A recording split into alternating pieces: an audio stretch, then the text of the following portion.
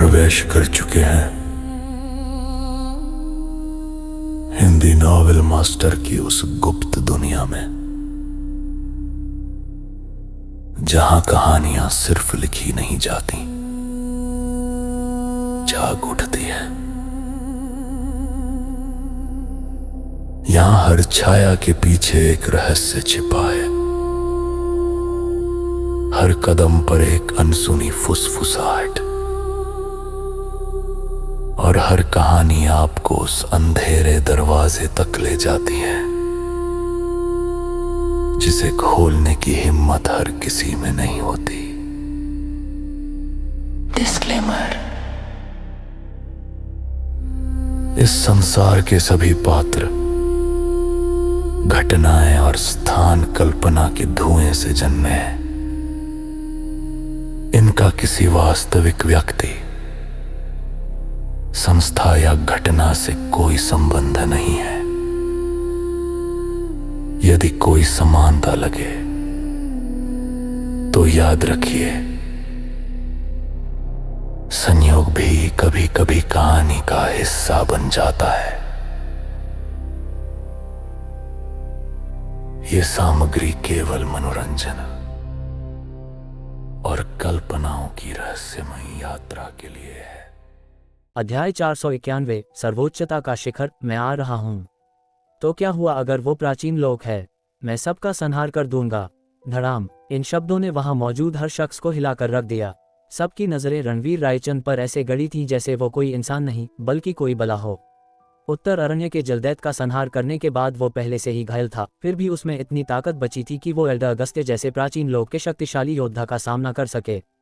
आखिर यह कैसे मुमकिन था? एल्डर अगस्त्य ने रणवीर को ऐसे देखा जैसे वो कोई मूर्ख हो। सम्राट ने तुम्हें नव नाग रक्षा पत्र देकर बचा तो लिया था, लेकिन अगर तुम्हें उसकी जरूरत नहीं है तो फिर मरो। अपनी बात खत्म करते ही वो बिजली की रफ्तार से रणवीर की ओर लपके। वो रणवीर का मन बदलने से पहले ही उसे खत्म कर देना चाहते थे। मैं इस हद तक जाने की योजना नहीं बना रहा था, लेकिन तुमने खुद मौत को दावत दी है, रणवीर ने अचानक कहा, इससे पहले कि कोई कुछ समझ पाता या हैरान हो पाता। बूम! अचानक रणवीर के शरीर से एक आसमान छूती हुई आभा फूटी, जैसे कोई उफनता हुआ सैलाब हो या फटता हुआ ज्वालामुखी, बेहद दबंग और अजेय। एक भयानक आंधी पूरे इलाके में चल पड़ी। हवा की साय इतनी तेज थी कि वहां खड़े लोग मुश्किल से खुद को संभाल पा रहे थे। क्या ऐसा हो सकता है कि विक्रम को अचानक कुछ एहसास हुआ और उसकी आंखों में तुरंत चमक आ गई। अगर उसका अंदाजा सही है तो एल्डर अगस्त्य का जो हश्र होने वाला है वो तबाही से कम नहीं होगा। इसकी आभा इतनी शक्तिशाली कैसे हो गई? एल्डर अगस्त्य चौंक गए और उनके दिल में एक अनजाना खौफ पैदा होने लगा। रणवीर रायचंद अपनी सीमाओं को तोड़ने वाला है। तुम खुद को कुछ ज्यादा ही बड़ा समझ रहे हो। तुम जैसे बाहरी दुनिया के नौजवान के लिए तुम्हारी मौजूदा ताकत ही तुम्हारे जीवन का शिखर है। तुम यही मौके पर अपनी सीमाएं तोड़ना चाहते हो। क्या तुम्हें लगता है कि तुम कोई बेमिसाल प्रतिभा हो? मरो! एल्डर अगस्त्य दहाड़े और धरती से टकराते धूमकेतु की तरह उन्होंने एक ही हथेली के वार से रणवीर को कुचलने की कोशिश की। रणवीर सचमुच अपनी सीमाएं तोड़ रहा है, विक्रम ने मन ही मन सोचा। हमें किसी भी हाल में एल्डर अगस्त्य को बाधा नहीं डालने देना चाहिए। वो बिना ये सोचे कि वो एल्डर अगस्त्य का मुकाबला कर पाएगा या नहीं, उनकी ओर दौड़ा। रणवीर की रक्षा करो, सम्राट ने तुरंत आदेश दिया। कमांडर समर अपनी शाही रक्षक टुकड़ी के साथ एल्डर अगस्त्य की ओर लपके। तुम चींटियों का झुंड एल्डर अगस्त्य के सामने कैसे टिक पाओगे? जयंत ने ठंडे स्वर में कहा। दूसरा युवक भी भावशून्य होकर ये तमाशा देख रहा था। वहीं रुक जाओ! उसी पल रणवीर की आवाज गूंजी, साथ ही उसके शरीर से निकल रही हिंसक आभा अपने चरम पर पहुंच गई। मरो! एल्डर अगस्त्य ने हथेली से वार किया। वो रणवीर को मौका नहीं देना चाहते थे। धड़ाम! उनकी हथेली रणवीर को छू नहीं पाए, बल्कि रणवीर के शरीर की सतह पर उतरते ही एक मोटी ठंडी परत बन गई जिससे बेहद बर्फीली आभा निकल रही थी। ये सचमुच नवनाग स्वर्ण शरीर है। उससे निकल रही विशाल आभा के साथ मिलकर उसने एल्डर अगस्त्य के निर्दयी हमले को रोक दिया। वो अभी भी जिंदा है। जयंत और यश पूरी तरह से सदमे में थे। एल्डर अगस्त्य की ताकत के साथ उसे मारना तो बाएं हाथ का खेल होना चाहिए था। तुम्हारे पास कोई मौका नहीं है, रणवीर ने अचानक ठंडे स्वर में कहा। बूम! अगले ही पल रणवीर के भीतर से एक और भी दबंग आभा फूटी। ऐसा लगा जैसे 1,00,000 देवी देवताओं और राक्षसों की सील टूट गई हो। ये दबंग वेग अजेय था जो शून्य को कुचलते हुए और जोर से गरजते हुए आगे बढ़ रहा था। उसी क्षण उसकी साधना एक नए स्तर पर पहुंच गई। सर्वोच्च उपलब्धि का शिखर। उसी क्षण आर्यावर्त साम्राज्य सन सन सन जैसे कुछ महसूस करते हुए अनगिनत शक्तिशाली अस्थियों ने अपने एकांतवास में आंखें खोल दी। देश में कोई शिखर पर पहुंच गया है। वह कौन हो सकता है? प्राचीन कुल का कोई महायोद्धा, या फिर 5 संप्रदायों और 7 स्कूलों में से कोई, या शायद 3 पवित्र आश्रमों में से कोई महाशक्ति। इस समय आर्यावर्त साम्राज्य के सभी युद्ध कला के उस्ताद अक्कलों से भर गए थे। ... तुमने वास्तव में शक्ति के शक्ति अधिपति को पा लिया। एल्डर अगस्त्य आश्चर्य से चिल्लाए, उनकी आंखें बाहर आने को थीं। ये सिर्फ एक बेमिसाल प्रतिभा नहीं है, ये तो स्पष्ट रूप से कुदरत के नियमों को चुनौती देने वाला है। शिखर, ये 2 शब्द सुनकर हर कोई सन रह गया। हे भगवान, रणवीर रायचंद ने वास्तव में सबके सामने शक्ति अधिपति स्तर को हासिल कर लिया। क्या यह इंसान भी है? ये तो खौफनाक है। ... जैसा कि उम्मीद थी, मुझे पता था रणवीर ने प्राचीन खंडहरों से मिली विरासत को जरूर साध लिया होगा। विक्रम ने उत्साह से कहा, अब एल्डर अगस्त्य का तमाशा देखने लायक होगा। तुम्हारे अंदर इतनी शक्तिशाली ऊर्जा कैसे हो सकती है? एल्डर अगस्त्य चकित थे। जाकर नरक में पूछना, रणवीर ने कहा और अचानक अपना मुक्का घुमाया। अष्टदिशा विपरीत प्रहार, धड़ाम। वह दबंग मुक्का, जैसे 10,000 नाग एक साथ वार कर रहे हों, अकल्पनीय रूप से हिंसक था। रणवीर के शक्ति अधिपति पर पहुंचने के बाद जो प्राण शक्ति पहले खत्म हो चुकी थी, वो पल भर में उसके शरीर में भर गई और उसे पहले से भी ज्यादा ताकत मिल गई। शक्ति अधिपति की साधना के साथ इस्तेमाल करने पर अष्टदिशा विपरीत प्रहार लगभग 2 गुना शक्तिशाली हो जाता है। अष्टदिशा विपरीत प्रहार, हे भगवान, क्या ये वही आसमानी युद्ध कला है जिसे उस गद्दार ने हजारों साल पहले प्राचीन लोक की किंवदंतियों में साधा था? एल्डर अगस्त्य को गहरा धक्का लगा। सोचने का वक्त नहीं था, उन्होंने तुरंत इसे रोकने के लिए अपना हाथ घुमाया। धड़ाम। एक जोरदार धमाके के साथ एल्डर अगस्त्य का हाथ फट गया। ये सोचना कि तुम अष्टदिशा विपरीत प्रहार की विनाशकारी शक्ति का सामना कर सकते हो, बस नादानी है। फिर यह मुक्का एल्डर अगस्त्य के सीने पर जा लगा। धड़ाम। एक दबी हुई आवाज के साथ एल्डर अगस्त्य खून की उल्टी करते हुए पीछे की ओर उड़ गए। एल्डर अगस्त्य, जयंत और यश तुरंत चिल्लाए। सन। तभी रणवीर ने अचानक वृकोदर तलवार निकाली और एक विनाशकारी वार किया। खच। एक ठंडी चमक कौंधी और हवा में ही एल्डर अगस्त्य का शरीर 2 टुकड़ों में बंट गया। फिर एक धमाके के साथ वो फट गया। जब जयंत और यश वहां पहुंचे तो उन्होंने सिर्फ हर तरफ खून के छींटे देखे, जिसने उन्हें पूरी तरह से नहला दिया था। हिस्टिल्ड। दोनों की सांसें अटक गईं, वे सन रह गए और पूरा शरीर कांपने लगा। यह क्या हुआ? एल्डर अगस्त्य, जिनके पास बेमिसाल साधना थी, वास्तव में मारे गए। ये साला भयानक है। एक मुक्का और एक तलवार, उसने एक सर्वोच्च विशेषज्ञ को मार डाला। न केवल वे दोनों हैरान थे, बल्कि सम्राट और बाकी लोग भी हक्के बक्के रह गए थे। मेरे पैरों के तलवों से लेकर सिर तक सिहरन दौड़ गई। राष्ट्र रक्षक के पूर्वज, प्राचीन लोक की पवित्र नगरी के मौजूद एल्डर रणवीर रायचंद के हाथों मारे गए। काफी देर बाद सम्राट बुदबुदाए, उन्हें अभी भी अपनी आंखों पर विश्वास नहीं हो रहा था। केवल विक्रम नीलकंठ, सदन का प्रमुख, इस सबसे हैरान नहीं था। यहाँ तक कि शिखर पर पहुंचने से पहले भी रणवीर ने रक्तासुर शाकाल को मारा था और यहाँ तक कि शक्ति अधिपति के बराबर ताकत वाले उत्तर अरण्य के जलदैत को भी हराया था। हालांकि उन सब में थोड़ी किस्मत भी शामिल थी, फिर भी उन्होंने उस स्तर के शक्तिशाली व्यक्तियों का संहार किया था। एक और एल्डर अगस्त्य को मारना कोई बड़ी बात नहीं है। क्या तुम मुझे भी मारोगे? रणवीर की नजर उन पर पड़ी और उसने सीधे जयंत और यश से पूछा। उनकी सिर्फ एक नजर ही उन दोनों को डराने के लिए काफी थी, जिससे उनका गला सूख गया। एल्डर अगस्त्य, तुम्हें मारना चाहते थे, हमें नहीं। कुछ भी जल्दबाजी मत करना, वरना पवित्र नगरी निश्चित रूप से तुम्हारे पीछे आएगी। जयंत ने खुद को स्थिति से अलग करने की कोशिश करते हुए धमकी दी। लेकिन मैं तुम्हें मारने वाला हूं। रणवीर के शब्द गिरते ही उसने तुरंत तलवार का एक वार किया। रणवीर रायचंद, तुम। जयंत अपना वाक्य पूरा नहीं कर पाया। एक सन की आवाज के साथ वो तुरंत मर गया। हर तरफ खून बिखर गया। वे अभी सिर्फ शक्ति देव स्तर पर हैं, वे पूरी तरह से कमजोर हैं।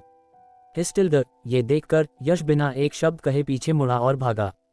सर्र। रणवीर ने अपनी तलवार से फिर वार किया। फस। तेज धार वाली तलवार शून्य को चीरती हुई निकली और यश को मौके पर ही ढेर कर दिया।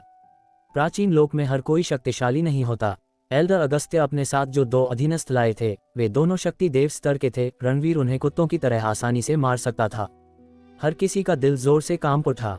उसने प्राचीन लोक के 3 लोगों को मार डाला। रणवीर बहुत निर्दयी था। रणवीर, एल्डर अगस्त्य को मारना काफी है। अगर हम इन दोनों को भी मार देते हैं तो मुझे डर है। सम्राट हिचकिचाए, अपना वाक्य पूरा नहीं कर पाए। चूंकि वे मुझे मारने आए थे तो उन्हें सभी परिणाम भुगतने के लिए तैयार रहना चाहिए था।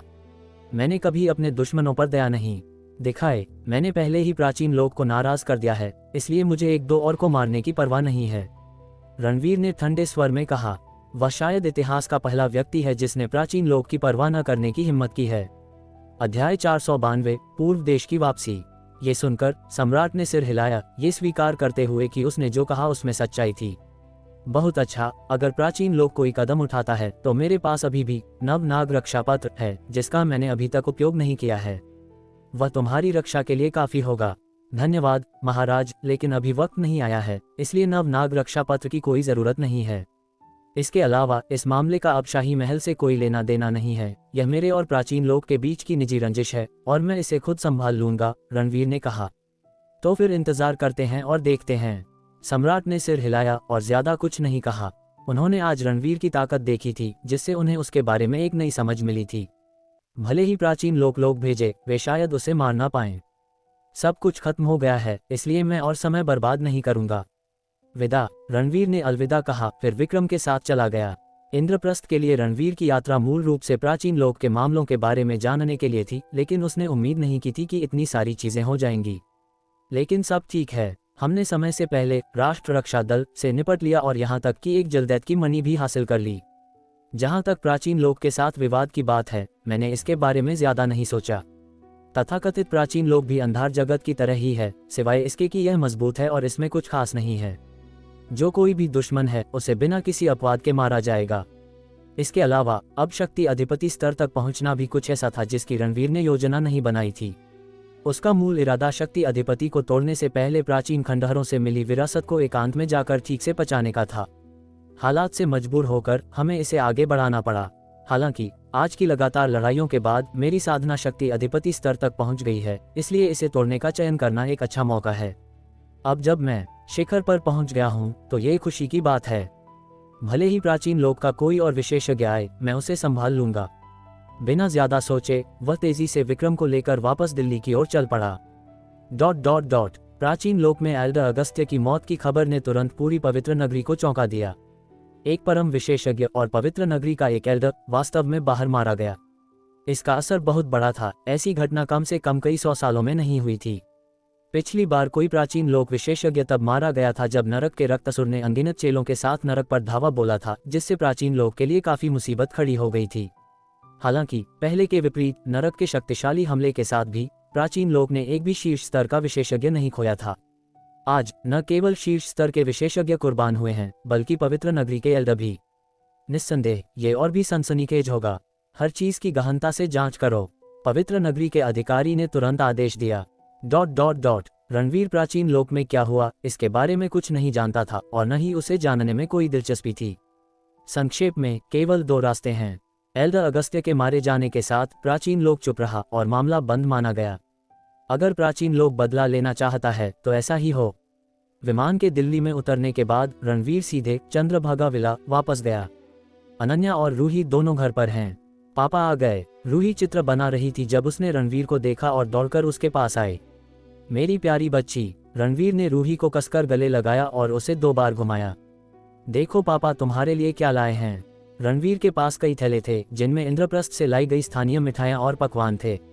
वाह मम्मा, पापा बहुत सारा खाना लाए हैं।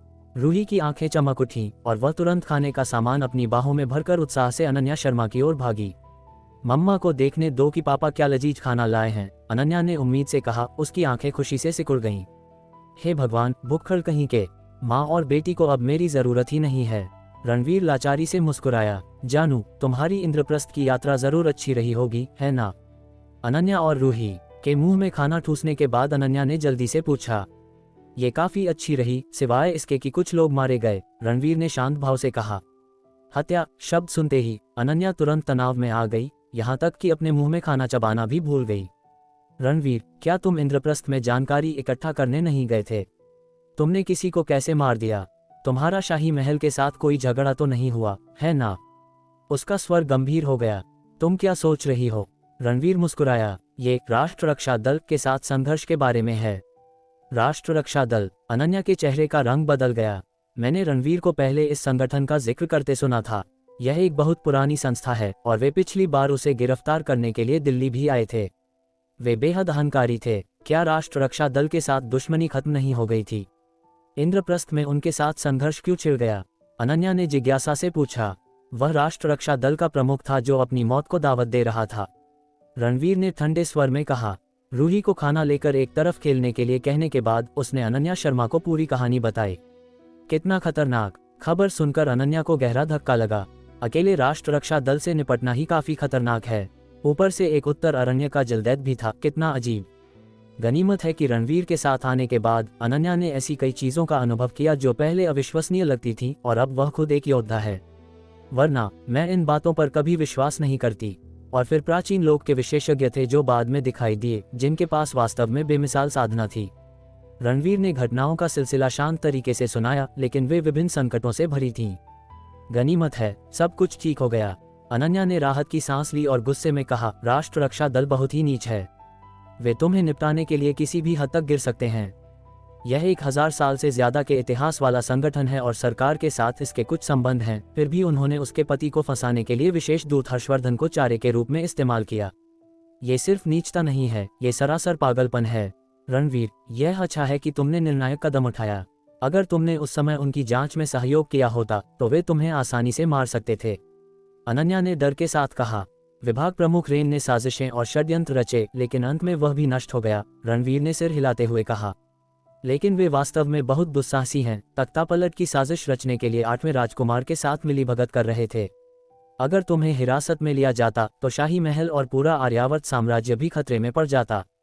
अनन्या गुस्से में थी। सौभाग्य से सभी संकट हल हो गए हैं, अन्यथा परिणाम अकल्पनीय होते। लेकिन तुमने प्राचीन लोक के किसी व्यक्ति को मारा, और वह भी पवित्र नगरी के एक एल्डर को। अगर पवित्र नगरी को पता चला और वे तुम्हारे पीछे आए तो क्या होगा? क्या वे तुम्हें जिम्मेदार नहीं ठहराएंगे? अनन्या चिंता करने लगी। तथ्य यह है कि प्राचीन लोक का बाहरी दुनिया में आकर कार्रवाई करना पहले ही अनुबंध का उल्लंघन कर चुका है, और यह एक निजी मामला भी है। मेरे और पवित्र नगरी के बीच सीधी रंजिश नहीं। सामान्य सोच के अनुसार पवित्र नगरी के पास कार्रवाई करने का कोई कारण नहीं है, लेकिन कौन जानता है कि पवित्र नगरी में किस तरह के लोग हैं। भले ही वे वास्तव में मेरे लिए मुसीबत खड़ी करना चाहें, मैं बस उन्हें मार डालूंगा, रणवीर ने ठंडे स्वर में कहा। ये सच है, लेकिन आखिरकार वह एक प्राचीन लोक है, अंधार जगत से कहीं ज्यादा शक्तिशाली, इसलिए हमें अभी भी सावधान रहने की जरूरत है, अनन्या ने याद दिलाया।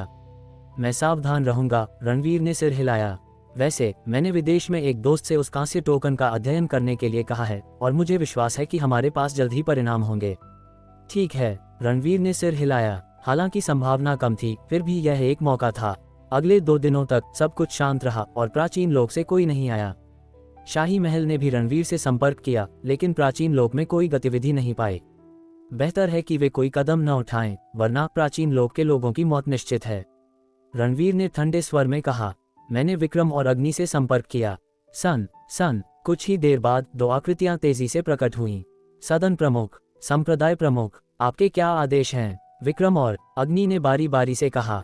अभी भी छोटी मछली का कोई सुराग नहीं। अध्याय 493, अनन्या को उसकी मणि इन कोर्ट साधने में मदद करना। नहीं, विक्रम और अग्नि ने एक साथ सिर हिलाया। उनके चेहरे थोड़े गंभीर थे, क्योंकि उन्हें लग रहा था कि उन्होंने मामले को ठीक से नहीं संभाला है। आखिरकार सुराग बहुत कम हैं। खुद को दोष मत दो, जांच जारी रखो, रणवीर ने कहा, लेकिन वह अपनी बेचैनी को रोक नहीं पा रहा था।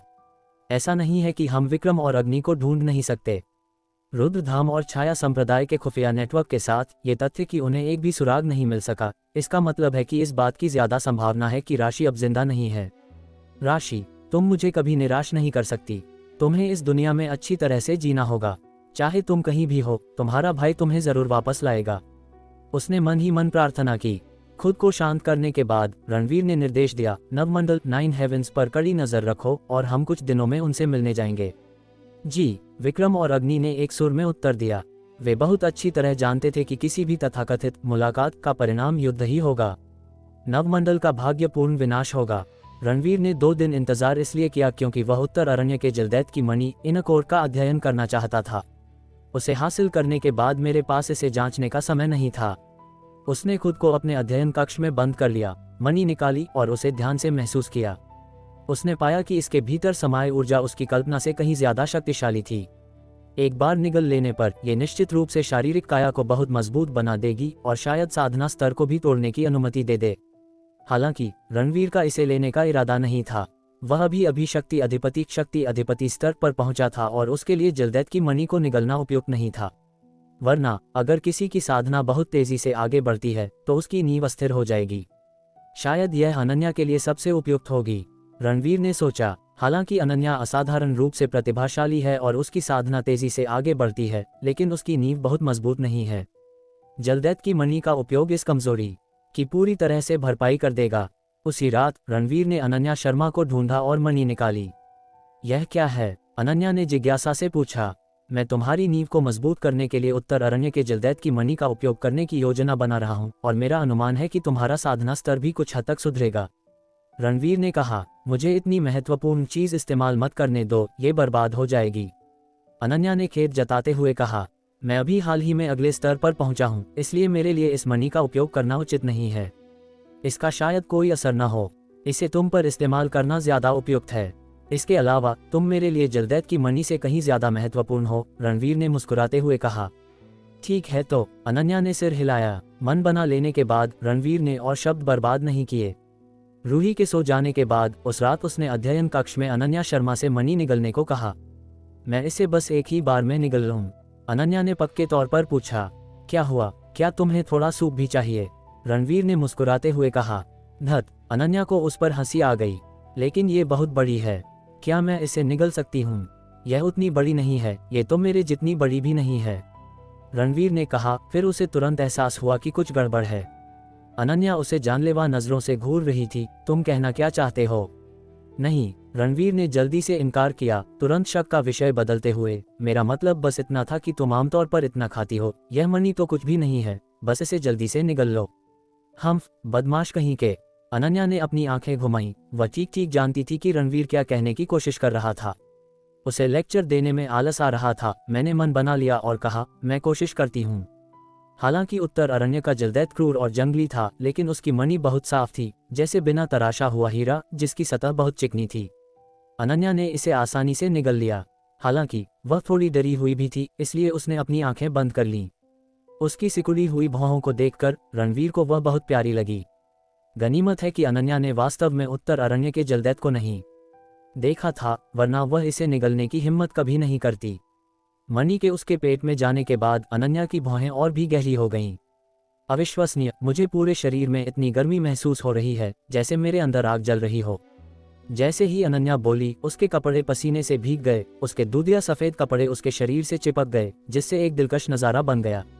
रणवीर के पास इसकी सराहना करने का समय नहीं था। इसका मतलब है कि मणि पहले ही घुल चुकी है और ऊर्जा विशाल है।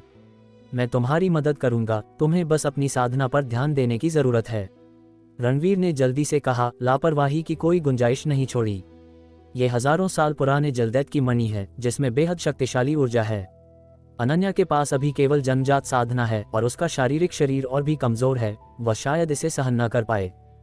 रणवीर ने तुरंत अपनी प्राण शक्ति को सक्रिय किया और जलदैत की मणि को साधने में मदद करने के लिए अपना हाथ अनन्या की पीठ पर रख दिया। रणवीर, मुझे बहुत बुरा लग रहा है, अनन्या कराह उठी। उसके चेहरे से पसीना बह रहा था। उसके लंबे मुलायम बाल उसकी गर्दन से गीले होकर चिपके हुए थे। उसकी भौहें तनी हुई थीं और उसका चेहरा दर्द से विकृत हो रहा था। तुम्हें हिम्मत रखनी होगी, रणवीर ने हौसला बढ़ाया। बूम बूम, प्राण शक्ति की एक और शक्तिशाली लहर अनन्या के शरीर में दाखिल हुई। फिर भी इससे ज्यादा कुछ नहीं बदला। अनन्या जल रही थी और यहाँ तक कि रणवीर भी उस झुलसाने वाली गर्मी को महसूस कर सकता था। उसकी पूरी त्वचा लाल हो गई। उसने भी आश्चर्य दिखाया, यह मणि मेरे अनुमान से भी कहीं ज्यादा शक्तिशाली है। इसलिए उसने नवनाग शीतलता कोल्ड चीक को सक्रिय किया, जिसने तुरंत अनन्या को घेर लिया। ये केवल उस बेहद ठंडी और छिपी हुई ऊर्जा के कारण था, साथ ही रणवीर की लगातार प्राण शक्ति देने से कि मणि के भीतर समाये ऊर्जा दब गई। अनन्या के शरीर पर जलन धीरे धीरे गायब हो गई। उसकी त्वचा की लालिमा जल्दी ही फीकी पड़ गई और उसकी भौहें धीरे धीरे ढीली पड़ गईं और वह जल्द ही सामान्य हो गई। आखिरकार ये काबू में है, रणवीर ने राहत की सांस ली। गनीमत है कि उसकी साधना टूट गई थी और उसने अभी अभी नवनाग शीतलता में महारत हासिल की थी, वरना अनन्या निश्चित रूप से खतरे में होती। इतनी शक्तिशाली मणि के साथ मुझे आश्चर्य है कि इसे साधने के बाद अनन्या की साधना में कितना सुधार होगा। रणवीर ने रुकने की हिम्मत नहीं की और अनन्या की मदद करना जारी रखा। ... अगली सुबह तक अनन्या की हालत आखिरकार स्थिर हो गई और उसने साधना शुरू कर दी। अनुमान है कि मणि की ऊर्जा को पूरी तरह से सोखने में कई और घंटे लगेंगे। तभी रणवीर ने रुकने की हिम्मत की। उसे अब किसी बात की चिंता करने की जरूरत नहीं थी, इसलिए वह कमरे से बाहर निकला और रूही को देखने के लिए बेडरूम में गया। अभी भी गहरी नींद में सो रही है। सुबह के 5 ही बजे हैं। मैं आमतौर पर 7 बजे के बाद ही उठता हूँ। रणवीर फिर से लिविंग रूम में गया और अग्नि को पाया। अग्नि, मुझे थोड़ी देर के लिए बाहर जाना है, तुम यहाँ अच्छी तरह पहरा देना। फिर उसने विक्रम को बुलाया, मुझे मेघ आश्रम यंकी टाउस टेम्पल ले चलो। जी, विक्रम ने उत्तर दिया। कुछ ही पलों बाद एक कार निकली जो सीधे मेघ पर्वत की ओर जा रही थी। लगभग आधे घंटे बाद कार मेघ पर्वत पर पहुंची। फिर रणवीर की आकृति मेघ आश्रम के बाहर दिखाई दी। कृपया ऋषि चरणदास मास्टर चोंगजुक को संदेश दें कि रणवीर रायचंद उनसे मिलने आया है। रणवीर रायचंद का नाम सुनते ही दरवाजा खोलने वाला युवा पुजारी तुरंत चौंक गया। मिस्टर रायचंद, कृपया एक पल रुकिए, मैं अभी जाकर पूछता हूँ। लगभग पलक झपकते ही एक आकृति चलकर आई। यह कोई और नहीं बल्कि ऋषि चरणदास थे। ये सुनकर कि रणवीर उनसे मिलने आया है, वह व्यक्तिगत रूप से उसका स्वागत करने गए। स्वामी त्रिलोक मास्टर सैंकिंग भी उनके पीछे पीछे आ रहे थे। सदन प्रमुख, रणवीर को मुझसे क्या काम है? ऋषि चरणदास ने जल्दी से पूछा। अध्याय 494, शिखरों का विभाजन, अनन्या की नई सीमा। मैं साधना से संबंधित चीजों के बारे में पूछना चाहता हूँ, रणवीर ने अपने आने का मकसद समझाया। कोई बात नहीं, कृपया अंदर आएं। ऋषि चरणदास ने स्वागत किया। जल्द ही आश्रम के आंगन के अंदर रणवीर और ऋषि चरणदास एक पत्थर की मेज के दोनों ओर बैठ गए। जहां तक स्वामी त्रिलोक की बात है, वे केवल उन दोनों के लिए चाय डाल सकते थे और फिर ऋषि चरणदास के पास खड़े हो सकते थे। वरिष्ठता के मामले में यह उनके दादा गुरु हैं, उन्हें उनके साथ बराबरी पर बैठने का कोई अधिकार नहीं है। स्वामी त्रिलोक, कृपया हमारे साथ बैठिए, रणवीर ने थोड़ा दोषी महसूस करते हुए कहा। नहीं नहीं, स्वामी त्रिलोक ने ऋषि चरणदास की ओर देखा और जल्दी से मना कर दिया। रणवीर को यह मजेदार लगा। ऐसा लग रहा था कि स्वामी त्रिलोक ऋषि चरणदास से काफी डरते थे और ये देखकर उसने और कुछ नहीं कहा। सदन प्रमुख रणवीर, बेझिझक पूछिए जो आप चाहते हैं, ऋषि चरणदास ने खुश होकर कहा, काफी अनौपचारिक तरीके से। दोनों एक दूसरे से पहले से ही परिचित थे, इसलिए रणवीर सीधे मुद्दे पर आया। मैं आपसे पूछना चाहूंगा, गुरुवर, शक्ति अधिपति स्तर पीक रेल्म में कितने छोटे दायरे माइनर रेल्म्स होते हैं? शक्ति अधिपति स्तर? मैं भी उस स्तर तक नहीं पहुंचा हूं। मैंने इसके बारे में केवल थोड़ा सुना है। ये स्तर 3 अलग अलग चरणों में विभाजित है, सामान्य अधिपति, परम अधिपति और पूज्य अधिपति, ऋषि चरणदास ने कहा। तो 3 छोटे दायरे भी हैं, रणवीर ने मन ही मन सोचा। उनका अनुमान लगाया कि वे शक्ति ब्रह्म स्तर डाओ रेल्म और शक्ति देव स्तर डिवाइन रेल्म के लघु, प्रमुख और अंतिम स्तरों के बराबर हैं। शाकाल और एल्डर अगस्त्य दोनों को सामान्य साधना के शिखर पर होना चाहिए। जहां तक उसके मौजूदा साधना स्तर की बात है, वह भी इसी दायरे में आता है। हालांकि वह निश्चित रूप से शाकाल और एल्डर अगस्त्य जैसे लोगों से थोड़ा मजबूत है, क्योंकि प्राचीन खंडहरों की साधना और विरासत बस बहुत ही गहरी है। हालांकि रणवीर केवल एक सामान्य शिखर विशेषज्ञ था, लेकिन उसकी आंतरिक ऊर्जा की शुद्धता ऐसी थी जिससे शाकाल और अन्य लोग, जो सामान्य शिखर विशेषज्ञ भी थे, तुलना नहीं कर सकते थे। अष्टदिशा विपरीत प्रहार जैसी जानलेवा चालों की मदद से समान स्तर के विशेषज्ञों को मारना मुश्किल नहीं है। क्या मैं पूछ सकता हूँ, गुरुवर, क्या आप जानते हैं कि शिखर से ऊपर कौन से स्तर मौजूद हैं? रणवीर ने जिज्ञासा से पूछा। किंवदंती है कि शिखर के ऊपर एक दिव्य आत्मा स्तर हेवनली स्पिरिट रेल्म है। कहा जाता है कि उस स्तर पर पहुंचने पर व्यक्ति एक पूरी तरह से नए क्षेत्र में प्रवेश करता है, जहां साधी गई ऊर्जा अब प्राण शक्ति नहीं रहती। वह क्या है? रणवीर ने घूर कर देखा। उसकी पुतलियां जिज्ञासा से भर गईं। वह स्वर्ग और पृथ्वी की आध्यात्मिक ऊर्जा है, ऋषि चरणदास ने कहा। सभी चीजों में एक आत्मा होती है और इस प्रकार वे आध्यात्मिक ऊर्जा उत्पन्न करते हैं। स्वर्ग और पृथ्वी की आध्यात्मिक ऊर्जा को सोखकर व्यक्ति खुद को मजबूत कर सकता है।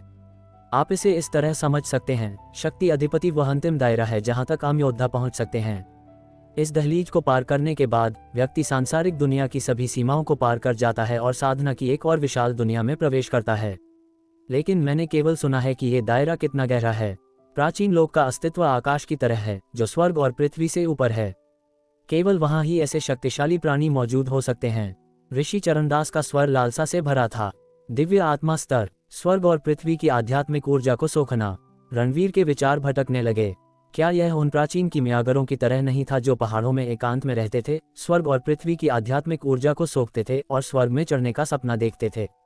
मैं उस प्राचीन खंडहर के बारे में फिर से सोचने से खुद को नहीं रोक सका। अष्टदिशा ड्रैगन लॉकिंग फॉर्मेशन का उपयोग करते हुए उसने 8 दिशाओं के सार को इकट्ठा किया और अंत में वहां से भागने के लिए शून्य को तोड़ दिया। हम वास्तव में कहाँ जा रहे हैं? ये बहुत दिलचस्प है। तो क्या दिव्य आत्मा स्तर से ऊपर भी कोई और स्तर हैं? रणवीर ने पूछना जारी रखा। ऋषि चरणदास हंसे और बोले, आपको लगता है कि मैं प्राचीन लोक की कोई महान शक्ति हूँ? बस इतना ही मैं अभी के लिए जानता हूँ। सर्वोच्च स्तर स्पीड मार्शल वर्ल्ड की सीमा है। उससे ऊपर एक दिव्य आत्मा स्तर भी है जो पहले से ही काफी आश्चर्यजनक है। जहां तक इस बात का सवाल है कि क्या कोई और उच्च स्तर है, मुझे डर है कि हमें तभी पता चलेगा जब हम प्राचीन लोक जाएंगे। ठीक है, मुझे सूचित करने के लिए धन्यवाद गुरुवर। रणवीर ने सिर हिलाया। हालांकि मेरे कई सालों के अनुभव के आधार पर अब तक मैं जिन भी स्तरों पर पहुंचा हूं, वे अतीत के महान संतों और गुरुओं के कदम दर कदम काम करने का परिणाम हैं। मैं भी उम्मीद करता हूं कि आप भविष्य में शिखर पर पहुंचे ताकि आप मुझे ज्ञान दे सकें। ऋषि चरणदास ने बड़ी उम्मीदों के साथ कहा। गुरुवर मुझसे बहुत ज्यादा उम्मीदें रखते हैं। मैं बस अपने आसपास के लोगों की रक्षा करना चाहता हूँ, रणवीर ने सिर हिलाते हुए कहा। उसने कभी खुद को कोई अनोखा या जीनियस नहीं माना। वह लगातार मजबूत होता जा रहा था। इसका कारण बस अपने परिवार की बेहतर सुरक्षा करना था। दोनों ने थोड़ी देर और बात की और रणवीर ने ऋषि चरणदास को प्राचीन खंडहरों को खोजने के बारे में भी बताया। ऋषि चरणदास तुरंत चौंक गए। यह अविश्वसनीय है कि प्राचीन खंडहर इतने रहस्यमय होंगे। बहुत सी चीजें शामिल हैं, चाहे वह रक्तासुर का सामना करना हो, अमृत सरोवर आश्रम, जेड पूल होली लैंड से दोस्ती करना हो, नवमंडल से प्राचीन लोक के विशेषज्ञों को आमंत्रित करना हो, या प्राचीन खंडहरों में जो कुछ भी हुआ। ये सब ऋषि चरणदास के लिए पूरी तरह से अप्रत्याशित था। आपने मुझसे शक्ति अधिपति के बारे में पूछा। क्या ऐसा हो सकता है कि आप पहले ही उस तक पहुंच चुके हैं? ऋषि चरणदास ने अचानक पूछा। ये सही है, वह पहले ही शक्ति अधिपति को पार कर चुका है, रणवीर ने कहा। हिस्टिल्ड, ऋषि चरणदास सदमे में हौंफने लगे। तुम एक राक्षस हो। तुम इतनी कम उम्र में ही शिखर पर पहुंच गए। कुछ दिन पहले आर्यावर्त साम्राज्य में अचानक एक भयानक आभा दिखाई दी थी। ये शक्ति अधिपति में प्रवेश करने का संकेत था। यह जरूर तुम ही रहे होंगे। ये सचमुच अविश्वसनीय है। रुको, कुछ तो गड़बड़ है। मुझे लगा कि वह आभा प्राचीन खंडहरों के स्थान से नहीं बल्कि इंद्रप्रस्थ की दिशा से आ रही थी, ऋषि चरणदास ने उलझन में कहा। मैं अभी इंद्रप्रस्थ से लौटा हूँ, रणवीर ने समझाया, फिर जो हुआ उसे सुनाया। क्या तुमने राष्ट्र रक्षा दल को भी नष्ट कर दिया? ऋषि चरणदास पूरी तरह से सन्न रह गए। स्वामी त्रिलोक जो एक तरफ खड़े थे, वे भी सदमे में हौंफने लगे। वह राष्ट्र रक्षा दल है। साधना की दुनिया में कौन इस अस्तित्व को नहीं जानता? हजारों साल पहले शुरू हुए दानव दमन बयूरों के पास एक बेहद शक्तिशाली विरासत थी, फिर भी यह इतनी अचानक ढह गया। इसके अलावा रणवीर ने न केवल राष्ट्र रक्षा दल को नष्ट किया बल्कि एक जलदैत को भी मार डाला। वहां प्राचीन लोक के शक्तिशाली व्यक्ति भी थे। इनमें से कोई भी एक बात शांत रहने के लिए मुश्किल पैदा कर सकती है। मुझे लगता है कि तुम्हें प्रतिभावान कहना एक छोटा शब्द है। तुम तो बस कुदरत को चुनौती दे रहे हो, ऋषि चरणदास ने आश्चर्य से कहा। रणवीर के अंततः विदा लेने के बाद भी ऋषि चरणदास और स्वामी त्रिलोक शांत नहीं रह सके। मेघ आश्रम छोड़ने के बाद रणवीर घर लौट आया। जैसे ही मैं घर में दाखिल हुआ, मुझे कमरे से बाहर निकलती एक शक्तिशाली आभा महसूस हुई। यह अध्ययन कक्ष है। रणवीर तुरंत हरकत में आया, सीधे अध्ययन कक्ष की ओर भागा। संप्रदाय प्रमुख, अग्नि दिखाई दी। कैसा चल रहा है? सब कुछ ठीक है, अग्नि ने उत्तर दिया। ठीक होना चाहिए, रणवीर ने सोचा और फिर दरवाजा धक्का देकर खोला। उसी पल अनन्या ने अपनी साधना पूरी की और धीरे धीरे अपनी आंखें खोलीं। रणवीर, मुझे लगता है कि मैंने सीमा तोड़ दी है। ये सिर्फ एक सफलता नहीं है, ये पहले से ही शक्ति देव स्तर गॉड रेल्म की लघु पूर्णता तक पहुंच गया है, रणवीर ने आश्चर्य से कहा। उस जलदैत की मणि के साथ रणवीर तैयार था कि अनन्या को शक्ति राजा स्तर किंग रेल्म तक पहुंचने में कोई समस्या नहीं होनी चाहिए। हालांकि उसने एक ही बार में राजा स्तर को छोड़ दिया और सीधे देव स्तर पर पहुंच गई। ये बिल्कुल अपमानजनक है। 1 महीने से भी कम समय में वह युद्ध कला में पूरी तरह से नौसिखिया से शक्ति देव स्तर पर एक शक्तिशाली उस्ताद बन गई। अगर यह बात बाहर निकलती है तो ये पूरी मार्शल आर्ट दुनिया में सनसनी पैदा कर देगी। ऋषि चरणदास ने मुझे एक प्रतिभावान कहा, लेकिन असली प्रतिभा तो यह है, रणवीर ने एक फीकी मुस्कान के साथ कहा। जबकि जलदैत की मणि वास्तव में शक्तिशाली है, यह अनन्या की प्रतिभा से भी अलग नहीं है। दूसरी ओर शांति से सोचने के बाद रणवीर ने निष्कर्ष निकाला कि अनन्या का मौजूदा साधना स्तर पूरी तरह से सार्थक था। आखिरकार जलदैत की मणि का सेवन करने के बाद उसकी लगभग मौत हो गई थी। अगर वह मदद के लिए वहां नहीं होता तो परिणाम खतरनाक होते। इसलिए अनन्या का मौजूदा शक्ति देव स्तर का साधना स्तर उसके बराबर है, जो उसने अपनी जान जोखिम में डालकर प्राप्त किया। अध्याय 495 नवमंडल 9 हेवेंस से आमंत्रण, स्वर्गद्वीप की यात्रा। शक्ति देव स्तर। अग्नि भी थोड़ी सन थी। उसे याद था कि संप्रदाय प्रमुख की पत्नी बहुत लंबे समय से साधना नहीं कर रही थी, फिर भी वह पहले ही शक्ति देव स्तर तक पहुंच गई थी। वे 4 छाया और 8 नागराजाओं के समान स्तर पर हैं। केवल रणवीर जानता था कि भले ही अनन्या अब एक शक्ति देव साधक की ताकत रखती है, उसने केवल छोटी सफलता हासिल की है। इसके अलावा उसके पास व्यवहारिक युद्ध अनुभव की कमी है। वास्तविक युद्ध शक्ति के मामले में वह 8 महान नागराजाओं से भी बहुत नीचे है। अग्नि जैसी किसी की तो बात ही छोड़िए। मैं वास्तव में शक्ति देव स्तर तक पहुंच गई। अनन्या सन थी। शक्ति देव स्तर, जिसे कभी उसकी नज़र में सर्वोच्च और सबसे महान स्तर माना जाता था, अब उसके पास खुद वह साधना थी। ये कहना झूठ होगा कि वह उत्साहित नहीं थी। बधाई हो, रणवीर ने मुस्कुराते हुए कहा। रणवीर, अनन्या अचानक गंभीर दिखी। क्या हुआ? मैंने शक्ति देव स्तर तक पहुंचने के लिए एक जलदैत की मणि ने ली। क्या इसे खराब प्रतिभा माना जाता है? उद्धरण चिन्ह ... उद्धरण चिन्ह। रणवीर ने शब्द था। हे भगवान, वह पहले ही शक्ति देव स्तर को पार कर चुकी है और अभी भी इस बात को लेकर परेशान है। ये लड़की भी ना, यह अविश्वसनीय रूप से नादान है।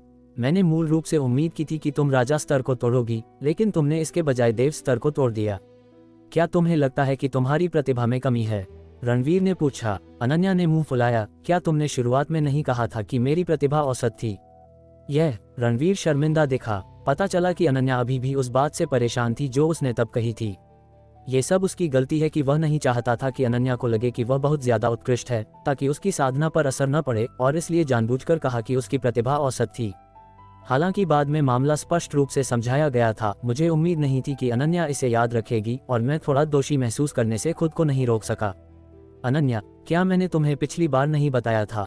दरअसल तुम्हारे पास बहुत अच्छी प्रतिभा है। इस दुनिया में बहुत कम लोग हैं जो तुम्हारी बराबरी कर सकते हैं। मैं भी नहीं, रणवीर ने गंभीरता से कहा। मुझे लगता है कि तुम मुझे बेवकूफ़ बनाने की कोशिश कर रहे हो, अनन्या ने कहा। नहीं, मैं सच कह रहा हूँ, रणवीर ने जल्दी से जवाब दिया। अनन्या खिलखिलाकर हंसी। देखो तुम कितने घबराए हुए हो। मैं बस तुम्हारी नज़रों में सबसे खराब नहीं बनना चाहती थी, इसलिए मैंने पूछा। मेरा कोई और मतलब नहीं था। पगली लड़की, पता चला कि मैं ही जिद्दी बन रहा था। रणवीर ने उसके सिर पर हल्की चपत लगाई। अग्नि समझदारी से चली गई। जोड़े को अकेला छोड़ दिया। तुमने मेरे सिर पर मारने की हिम्मत की। संभल कर रहो वरना मैं तुम्हें मारूंगी। यह मत भूलो कि मैं अब शक्ति देव स्तर पर एक शक्तिशाली हस्ती हूँ, अनन्या ने कहा, कमर पर हाथ रखकर एक प्रभावशाली आभा बिखेरते हुए। ए लड़की, तुम मुझे मारने की हिम्मत करती हो जब तुम केवल शक्ति देव स्तर पर हो। आज मैं व्यक्तिगत रूप से तुम्हें जीतूंगा, एक शक्ति देव स्तर की शक्तिशाली हस्ती। रणवीर दबंगई से आगे बढ़ा, अनन्या को पकड़ा और उसे सीधे मेज पर दबा दिया। ओह, मुझे इतना पसीना आया है और मैंने अभी तक स्नान भी नहीं किया है, अनन्या ने प्रस्ताव को अस्वीकार करते हुए कहा। मुझे कोई परवाह नहीं, रणवीर ने कहा, तुरंत अनन्या को चुप करा दिया। एक पल बाद मेज चरमराने लगी। ... काफी देर बाद नहाने धोने के बाद दोनों लिविंग रूम में दिखाई दिए। जब रणवीर वापस आया तो 8 बज चुके थे और रूही पहले ही बालवाड़ी किंडरगार्टन जा चुकी थी। रणवीर, तुम आज सुबह कहाँ गए थे? अनन्या ने पूछा। मैं मेघ आश्रम गया था और ऋषि चरणदास से साधना के मामलों के बारे में पूछा, रणवीर ने कहा। क्या तुम्हें जवाब मिला? रणवीर ने सिर हिलाया। हालांकि बहुत सी चीजें हैं जिन्हें केवल एक कदम उठाकर ही हासिल किया जा सकता है। इतना कहने के बाद उसने उसे याद दिलाया, अनन्या, हालांकि तुम्हारी साधना शक्ति देव स्तर तक पहुंच गई है, लेकिन तुम्हारे पास व्यवहारिक युद्ध अनुभव की बहुत कमी है। अगर तुम समान स्तर के किसी योद्धा का सामना करती हो तो शायद तुम जीत ना पाओ। अगर मौका मिले तो मेरे साथ ट्रेनिंग के लिए आना। मैं किसी को मारना नहीं चाहती, अनन्या ने अपनी आंखें घुमाई। ट्रेनिंग में जरूरी नहीं कि किसी को मारना ही पड़े और मैं नहीं चाहता कि तुम्हारे हाथ खून से रेंगे, रणवीर ने एक लाचार मुस्कान के साथ कहा। हे, मुझे पता था कि तुम्हें मेरी परवाह है, अनन्या संतोष से मुस्कुराई, लेकिन मैं बस मजाक कर रही थी। जब तुम किसी मिशन पर होते हो तो मैं हमेशा तुम्हारे बारे में चिंतित रहती हूँ। अगर तुम मुझे अपने साथ ले जा सको तो मुझे कोई ऐतराज नहीं होगा। वैसे क्या तुमने नहीं कहा था कि तुम नवमंडल 9 हेवेंस जा रहे हो?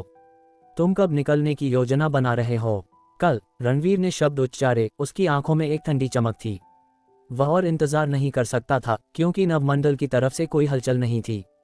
हम दुश्मन बन गए हैं, या तो दूसरी तरफ का नाश होगा या वो मरेगा। उसी शाम जब रणवीर अगले दिन नवमंडल की यात्रा के लिए अपने आदमियों को व्यवस्थित कर रहा था, अचानक विक्रम दौड़ता हुआ आया, एक निमंत्रण सौंपते हुए। सदन प्रमुख नवमंडल एक नीलामी आयोजित कर रहा है और आपको शामिल होने के लिए आमंत्रित किया है। रणवीर ने निमंत्रण खोला और देखा कि यह वास्तव में नवमंडल का निमंत्रण था। नीचे एक नाम भी लिखा था, नवमंडल का नेता आचार्य जीशान। इतने दिनों तक इंतजार करने के बाद बदला लेने के लिए आने के बजाय तुम मुझे किसी नीलामी का निमंत्रण भेजते हो। अगर इसमें कोई जाल नहीं है तो मैं ये निमंत्रण निगल जाऊंगा। रणवीर ने उपहास किया। मालिक, हमें जाना चाहिए या नहीं? विक्रम ने पूछा। जाओ, रणवीर ने जल्दी फैसला लिया। वह वैसे भी नवमंडल को नष्ट करने जा रहा था, तो वह रास्ते में नीलामी में भी शामिल हो सकता है और देख सकता है कि वे क्या कर रहे हैं। ठीक है, विक्रम ने तुरंत सिर हिलाया। ... उसी शाम रणवीर ने उसे नवमंडल से आए निमंत्रण के बारे में बताया। अनन्या तुरंत दिलचस्पी लेने लगी। रणवीर, क्या तुमने नहीं कहा था कि मुझे कुछ अनुभव लेना चाहिए? वैसे भी कंपनी अभी बहुत व्यस्त नहीं है, तो तुम मुझे अपने साथ क्यों नहीं ले चलते? ये यात्रा नवमंडल के साथ सीधे टकराव का कारण बन सकती है। तुम्हें साथ लाना बहुत खतरनाक है। रणवीर ने सिर हिलाया। तो क्या इस तरह से अनुभव मिलता है?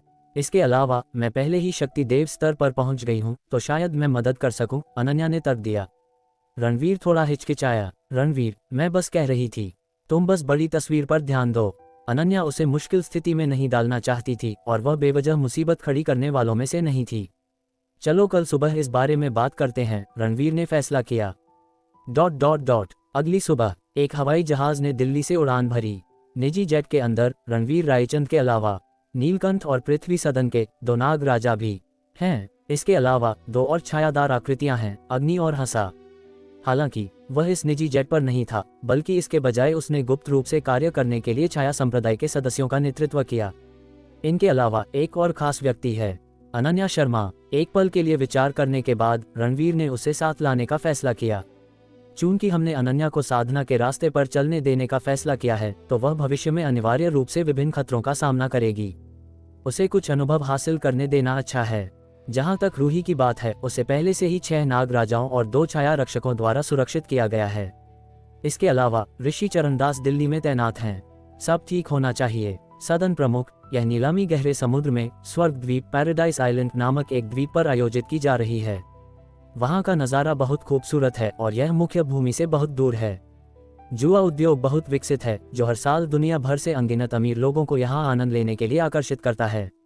साथ ही कुछ ऐसी चीजें भी हैं जिन्हें अंधेरे में नहीं रखा जाता, जिनका यहाँ नीलामी के रूप में व्यापार किया जाता है, जिसमें विभिन्न गहने और प्राचीन वस्तुएं शामिल हैं। यहाँ काफी साधना सामग्री है जो कई योद्धाओं को आकर्षित करती है, जो नियमित रूप से यहाँ सामान खरीदने आते हैं। हमारे आर्यावर्त साम्राज्य की कुछ शक्तिशाली हस्तियां और यहाँ तक कि उद्योग के कुछ सबसे बड़े सितारे भी यहाँ अपना पैसा खर्च करना पसंद करते हैं। संक्षेप में, यह एक मिला जुला बैग है, वहाँ हर तरह के लोग हैं। रुद्रधाम के निजी विमान पर विक्रम ने एक तरफ से समझाया। रणवीर ने चुपचाप सुना। उसने सालों पहले स्वर्गद्वीप के बारे में सुना था, लेकिन कभी जाने का मौका नहीं मिला। नवमंडल में नीलामी आयोजित करना बेतुका लगता है, फिर भी ये बिल्कुल सही लगता है। हालांकि ये सामान्य परिस्थितियों में है। अगर हम जाल बिछाकर उसे मारना चाहते हैं तो मुझे बिल्कुल समझ नहीं आता। ये जगह नवमंडल के क्षेत्र में नहीं है, तो कोई कदम उठाने के लिए इससे ज्यादा सुविधाजनक जगह क्यों न ढूंढी जाए। नीलामी की पृष्ठभूमि की जांच कैसी चल रही है? रणवीर ने पूछा। अध्याय 496 स्वर्गद्वीप पर आगमन। महल प्रमुख को रिपोर्ट। नीलामी का मानद आयोजक एक पश्चिमी नीलामी कंपनी है जिसका नाम गुप्ता डायनेस्टी है और उनके साथ कुछ अन्य निवेशक भी हैं। हमें अभी तक कुछ भी संदिग्ध नहीं मिला है, विक्रम ने एक सर्वेक्षण फॉर्म सौंपते हुए कहा। गुप्ता डायनेस्टी, अनन्या शर्मा ने धीरे से कहा। अनन्या, क्या तुम इस कंपनी को जानती हो? हाँ, अनन्या शर्मा ने सिर हिलाया। मैंने इसके बारे में थोड़ा बहुत सुना है। चूंकि कंपनी का नाम बहुत अनोखा है, वे गहनों के व्यापार जैसे कई क्षेत्रों में शामिल हैं और यहाँ तक कि उनकी अपनी कई खदानें भी हैं। और जुआ, नीलामी घर और यहाँ तक कि मनोरंजन उद्योग भी। वे गहरे समुद्र में मछली पकड़ने का काम भी करते हैं। क्या वे सच में मछली पकड़ते हैं? रणवीर रायचंद ने पूछा। यह मछली पकड़ने के बारे में नहीं है, यह इतिहास में समुद्र में खोए हुए उन सभी जहाजों को खोजने के बारे में है। इनमें से कुछ जहाजों में कई कीमती सामान थे और जो कोई भी उन्हें निकाल सकता था वह उन्हें अपने पास रख सकता था, अनन्या शर्मा ने समझाया। बीवी, तुम्हें तो बहुत जानकारी है। रणवीर रायचंद ने उसे नए सम्मान के साथ देखा। मुझे यहाँ लाना बेकार नहीं गया है ना? अनन्या शर्मा मुस्कुराए। क्या ये गुप्ता डायनेस्टी कंपनी अपने खुद के उत्पाद बनाकर बेचने वाली है? क्या वे समुद्र से प्राचीन वस्तुओं को निकालकर अपनी ही नीलामी में बेचेंगे? विक्रम ने पूछा। बिल्कुल सही, मैंने सबसे पहले गुप्ता डायनेस्टी के बारे में खबरों से ही जाना था। उन्होंने समुद्र में एक जहाज को बचाया और कई दुर्लभ खजाने और कुछ बेहद अद्भुत चीजें खोजी, जिन्हें अंततः नीलामी में बेचा गया, अनन्या शर्मा ने विस्तार से बताया। रणवीर रायचंद ने यह नहीं पूछा कि वह अद्भुत चीज क्या थी, और शांति से कहा, इन चीजों का हमसे कोई लेना देना नहीं है। अगर गुप्ता डायनेस्टी और नवमंडल आपस में मिले हुए हैं तो उन्हें इसका परिणाम भुगतना होगा। जी, विक्रम ने तुरंत सिर हिलाया। वैसे महल प्रमुख, पिछले 2 दिनों में दुनिया भर से कई युद्ध कला विशेषज्ञ, बड़े बड़े रईस और रहस्यमयी हस्तियां स्वर्गद्वीप के लिए रवाना हुई हैं। ऐसा लगता है जैसे यहाँ कोई खजाना है जो उन्हें आकर्षित कर रहा है। विक्रम ने आगे कहा, यह जरूर इस नीलामी से संबंधित होगा। रणवीर रायचंद की आंखें सिकुड़ गईं। अजीब बात है, नवमंडल ने उसे उससे निपटने के लिए नीलामी में भाग लेने के लिए आमंत्रित किया। अगर ऐसा है तो बाकियों को क्यों बुलाया? विक्रम, एक बार जब हम स्वर्गद्वीप पहुंच जाएं, तो इस नीलामी की जांच जारी रखना। पता करो कि आखिर नीलामी के लिए क्या रखा गया है। रणवीर रायचंद ने निर्देश दिया, यह महसूस करते हुए कि नवमंडल इतना पेचीदा है कि चीजें सरल नहीं हो सकती। ठीक है, विक्रम ने उत्तर दिया। ... कुछ घंटों बाद रुद्रधाम का निजी विमान स्वर्गद्वीप हवाई अड्डे पर उतरा। जैसे ही रणवीर रायचंद विमान से उतरे, परछाइयों में छिपे कुछ जासूसों ने उन पर नजर रखनी शुरू कर दी। स्वर्गद्वीप पर एक निजी हवेली के अंदर एक बूढ़ा आदमी समुद्र तट पर बैठा था। उसकी ठंडी आंखें ज्वार के उतार चढ़ाव को देख रही थीं, सन्नाटे को चीरते हुए। तभी उसका एक आदमी प्रकट हुआ। संप्रदाय प्रमुख को रिपोर्ट, रणवीर रायचंद स्वर्गद्वीप पर पहुंच चुके हैं। ये बूढ़ा आदमी और कोई नहीं बल्कि नवमंडल का नेता आचार्य जीशान था। रणवीर रायचंद, आखिर तुम आ ही गए। आचार्य जीशान की आंखों में खूनी इरादे चमक उठे। वह अपने साथ कितने आदमी लाया है? संप्रदाय प्रमुख को रिपोर्ट, मैंने गुप्त रूप से रुद्रधाम के लगभग 1 लाख सदस्यों को भेजा है, जिनके साथ 2 नागराजा भी हैं। जहां तक छाया संप्रदाय का सवाल है, वे बहुत रहस्यमयी हैं। हमारे पास कोई पक्की जानकारी नहीं है कि उन्होंने कितने लोगों को भेजा है। ये जनशक्ति रुद्रधाम जो लाया है उसका आधा भी नहीं।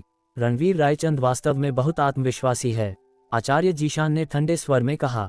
उसे विश्वास नहीं था कि रणवीर रायचंद इस यात्रा के खतरों से अनजान थे, लेकिन केवल इन लोगों को लाना उसके यानी नवमंडल के प्रति घोर अपमान है। वैसे संप्रदाय प्रमुख, रणवीर रायचंद अपने साथ एक महिला भी लाए हैं। जांच के बाद पता चला कि वह उनकी पत्नी अनन्या शर्मा है। अधीनस्थ ने रिपोर्ट करना जारी रखा। तुम अपनी पत्नी को साथ लाए हो? क्या तुम्हें सच में लगता है कि तुम यहाँ छुट्टियों पर आए हो? आचार्य जीशान ने गुस्से में कहा, यह महसूस करते हुए कि रणवीर रायचंद नवमंडल को नीची नजर से देख रहे हैं। रणवीर रायचंद, तुम बहुत ज्यादा आत्मविश्वासी हो, लेकिन मैं तुम्हें बता दूं, जिस पल तुमने स्वर्गद्वीप पर कदम रखा, तुम उसी पल मौत के मुहाने पर खड़े हो गए थे। अनंत अंधेरा को नष्ट करना, निशांत नायक नवमंडल के युवा स्वामी को मारना, एक नवमंडल शक्ति ब्रह्म स्तर के बुजुर्ग को मारना, वह सर्वोच्च विशेषज्ञ जिसे नवमंडल ने प्राचीन लोक से बुलाया था। इन घटनाओं ने आचार्य जीशान को उससे नफरत करने पर मजबूर कर दिया था। इन लोगों का मरना एक बात है, लेकिन रणवीर रायचंद का नवमंडल पर सबसे बड़ा प्रभाव ये था कि उसने नवमंडल की सभी योजनाओं को बाधित कर दिया। अब प्राचीन लोक की ताकतें क्रोधित हैं और उन्होंने उसे अल्टीमेटम जारी कर दिया है। चाहे कुछ भी हो जाए, हमें रणवीर रायचंद को मारना ही होगा। इसके अलावा हमें दूसरी पार्टी को नवमंडल के पीछे की असली ताकत का पता नहीं चलने देना चाहिए। इसलिए आचार्य जीशान को अपनी गलतियों का प्रायश्चित करने के लिए रणवीर रायचंद को मारना ही होगा। क्या 3 कुलीन परिवार आ चुके हैं? आचार्य जीशान ने अचानक पूछा। संप्रदाय प्रमुख को रिपोर्ट, लोढ़ा परिवार, लालवानी परिवार और ओसवाल परिवार सभी स्वर्गद्वीप पर आ चुके हैं। इसके अलावा गुप्ता डायनेस्टी ने सभी आवश्यक तैयारियां कर ली हैं। सब कुछ कल सुबह तक इंतजार करना होगा, आचार्य जीशान ने कठोरता से कहा। इस समय हवाई अड्डे से निकलने के बाद रणवीर रायचंद और उनका समूह द्वीप पर एक रिजॉर्ट होटल की ओर बढ़ा। नीलामी कल सुबह होगी, इसलिए मुझे यहाँ आधा दिन और एक रात बितानी होगी। जब रणवीर रायचंद और उनकी पत्नी होटल गए तो केवल विक्रम उनके साथ थे। करण अपनी रुद्रधाम सेना का प्रभार लेने के लिए चले गए थे, जो वह इस यात्रा पर अपने साथ लाए थे। स्वर्गद्वीप इतनी छोटी जगह है कि इसमें 1 लाख राक्षसों की सेना नहीं समा सकती। इसके अलावा उन सभी का द्वीप पर जाना बहुत ज्यादा ध्यान खींचने वाला होगा, इसलिए वे सभी आसपास के पानी में चुपचाप इंतजार कर रहे थे। जहां तक छाया संप्रदाय के सदस्यों का सवाल है, वे सभी परछाइयों में दुबके हुए थे। अगर रणवीर रायचंद आदेश देते तो वे किसी भी क्षण प्रकट होने के लिए तैयार थे। रणवीर रायचंद और उनके दल ने लो प्रोफाइल रखा, केवल एक मिनीवैन में यात्रा करते हुए, जिससे वे पूरी तरह से साधारण लग रहे थे। एक औसत राहगीर को शायद कोई अंदाजा नहीं है कि रुद्रधाम प्रमुख, जो पूरी दुनिया में प्रसिद्ध हैं, वर्तमान में स्वर्गद्वीप पर उतर रहे हैं। रिजॉर्ट होटल पहुंचने में केवल 7 या 8 मिनट लगे। सरसराहट। जैसे ही मैं कार से बाहर निकला, काले कपड़े पहने हुए 1 दर्जन से अधिक पुरुष दिखाई दिए। हालांकि उन्होंने अपनी आभा को रोकने की पूरी कोशिश की, फिर भी वह तेज और डराने वाली थी। नीलकंठ राजा को रिपोर्ट। हमने वे सभी कार्य पूरे कर लिए हैं जिनका आपने हमें निर्देश दिया था। ये रहा कमरे का चाबी। काले कपड़ों में एक आदमी ने वीआईपी कमरे की चाबी सौंपी। ठीक है, विक्रम ने सिर हिलाया, रूम कार्ड लिया और उसे रणवीर रायचंद को सौंप दिया। प्रभु, सब कुछ तैयार है, आप तुरंत अंदर जा सकते हैं। ये सिर्फ एक कमरे की चाबी है, इतना हंगामा करने की कोई जरूरत नहीं है, सब लोग बस चले जाओ। रणवीर रायचंद ने आदेश दिया। सबको वापस बुलाओ। विक्रम ने तब आदेश दिया। जी। रुद्रधाम के दर्जन भर सदस्यों ने एक स्वर में उत्तर दिया। इतने सारे लोग मेरा स्वागत करने के लिए यहाँ क्यों हैं?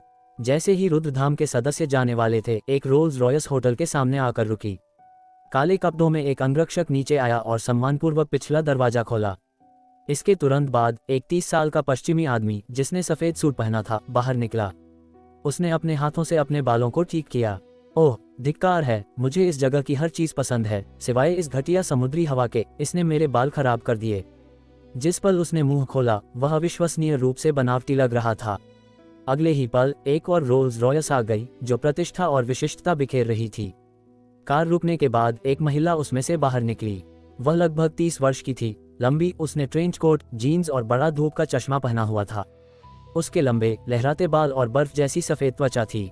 हालांकि उसने साधारण कपड़े पहने थे और उसका चेहरा पूरी तरह से दिखाई नहीं दे रहा था, लेकिन केवल उसका फिगर और स्वभाव ही उसे भीड़ से अलग बनाता था, किसी बड़े सितारे की तरह शानदार। उसके साथ अंगरक्षक थे, लेकिन वह खुद कार से बाहर निकली। यह उस पश्चिमी युवक के बनावटी तौर तरीकों के बिल्कुल विपरीत था। अध्याय 497। लीला त्रिवेदी के साथ एक संयोग। लीला, मैं इस बार इसलिए बाहर आया क्योंकि मुझे बहुत ज्यादा विशिष्ट होने और अपनी यात्रा को प्रभावित करने का डर था, इसलिए मैंने लो प्रोफाइल रखा। लेकिन मेरा ठिकाना अभी भी उजागर हो गया। इन लोगों को देखो, इन्हें मेरा स्वागत करने के लिए होटल द्वारा व्यवस्थित किया गया होगा। पश्चिमी युवक ने विक्रम की ओर देखा और नाखुशी से शिकायत की, लेकिन उसके स्वर में गर्व का गहरा भाव था। विक्रम और अन्य लोगों ने उस युवक को ऐसे देखा जैसे वह कोई बंदर हो। मैं वास्तव में उसे एक सलाह देना चाहता हूँ। ये तो हद दर्जे का दिखावा है। वह खुद को समझता क्या है? उसने एक भी सवाल नहीं पूछा, बस मान लिया कि हर कोई उसका स्वागत कर रहा है। इस दुनिया में कितने लोग रुद्र सेना द्वारा स्वागत किए जाने के योग्य हैं? और तो और, धाम प्रमुख अभी भी यहाँ हैं। तुम्हारे लिए एक टिप है, अब मेरी नजरों से दूर हो जाओ। पश्चिमी युवक ने नोटों की एक गड्डी निकाली और सीधे विक्रम और अन्य लोगों के सामने फेंक दी। विक्रम और अन्य लोग दूसरी पार्टी की इस हरकत से पूरी तरह से चकरा गए। क्या सच में इस दुनिया में ऐसे लोग हैं जो सोचते हैं कि वे इतने महान हैं? उन्हें रुद्रधाम के लोगों को टिप देने की हिम्मत कहाँ से मिलती है? तुम सब वहाँ क्या खड़े हो? ये सम्मानित राजकुमार भूपिंदर की ओर से एक इनाम है। काले कपड़ों में अंगरक्षक ने ठंडे स्वर में कहा। साले, तुम किस तरह के बकवास राजकुमार हो? क्या तुम्हारा दिमाग खराब है? हमसे पूछे बिना तुम्हें कैसे पता चला कि हम कौन हैं? विक्रम अब और बर्दाश्त नहीं कर सके। इन लोगों को एक तरफ रख दें तो यह महल प्रमुख का घोर अपमान है। वह क्या कह रहा है? राजकुमार भूपिंदर ने अंगरक्षक से पूछा, जो आर्यावर्त की भाषा पूरी तरह से नहीं समझ पा रहा था। वह अंगरक्षक ने कहा, उसकी आवाज कांप रही थी। यह एक राष्ट्र का कुलीन राजकुमार है और कोई वास्तव में उसका अपमान करने की हिम्मत करता है। यह अभूतपूर्व है। जल्दी बोलो, भूपिंदर ने आदेश दिया। उसने कहा कि राजकुमार के दिमाग में कुछ गड़बड़ है। अंगरक्षक ने सच्चाई बताई। उसकी रीढ़ में सिहरन दौड़ गई। कमीने! राजकुमार भूपिंदर गुस्से से आग बबूला हो गया। उसकी आंखों में खूनी इरादे धधक रहे थे। लानत है, मैं वरुण साम्राज्य का राजकुमार हूँ। मेरे साथ ऐसा व्यवहार करने की तुम्हारी हिम्मत कैसे हुई? घुटने टेको और अपनी गलती स्वीकार करो। जैसे ही राजकुमार भूपिंदर क्रोधित हुआ, उसके बगल वाली महिला, जो रणवीर रायचंद के चेहरे को घूर रही थी, अचानक चिल्लाई, मिस्टर रायचंद।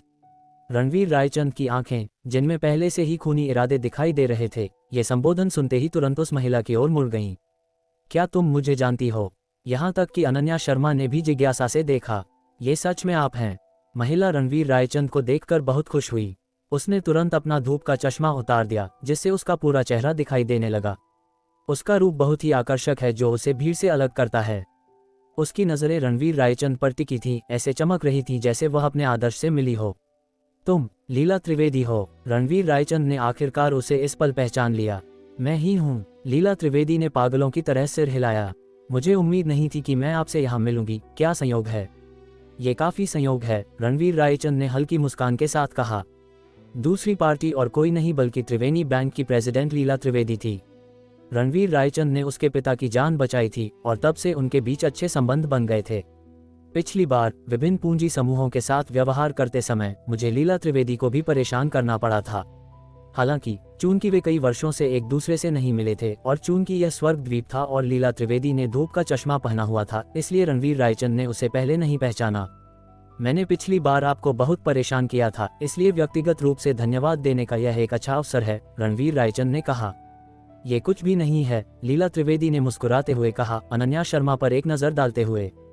ये सुंदर लड़की आपकी पत्नी होनी चाहिए, है ना? हाँ, रणवीर रायचंद ने सिर हिलाया। अनन्या, ये लीला त्रिवेदी हैं जिनके बारे में मैंने तुम्हें बताया था। मुझे पता है। अनन्या शर्मा ने तुरंत मुस्कान के साथ अभिवादन किया। नमस्ते मिस त्रिवेदी, पिछली बार आपकी मदद के लिए धन्यवाद। लेकिन आपकी तुलना में मैं शायद ही सुंदर हूँ। आप ही हैं जिसने वास्तव में मेरा ध्यान खींचा। हाँ, मिस शर्मा, आप लोगों की तारीफ करने में बहुत अच्छी हैं। आप स्पष्ट रूप से एक समझदार और विचारशील व्यक्ति हैं। कोई आश्चर्य नहीं कि मिस्टर रायचंद आपसे इतना प्यार करते हैं, लीला त्रिवेदी ने उदारता से कहा। कुछ शब्दों के बाद दोनों महिलाएं लंबे समय से खोई हुई बहनों की तरह व्यवहार करने लगी, जिससे रणवीर रायचंद एक तरफ खड़े रह गए। राजकुमार भूपिंदर, जिसे भी ठंड में बाहर छोड़ दिया गया था, आखिरकार पूछने से खुद को रोक नहीं पाया, लीला, क्या तुम दोनों एक दूसरे को जानती हो? हाँ, लीला त्रिवेदी ने सिर हिलाया।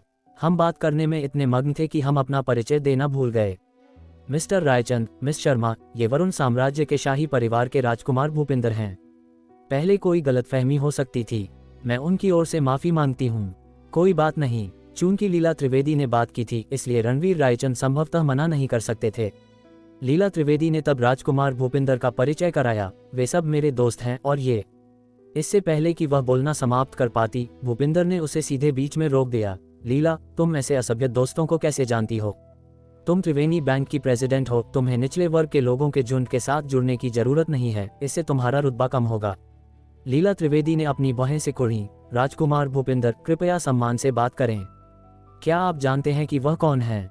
बस एक तुच्छ व्यक्ति, वह और क्या हो सकता है? राजकुमार भूपिंदर ने उपहास किया। मौत को दावत दे रहे हो?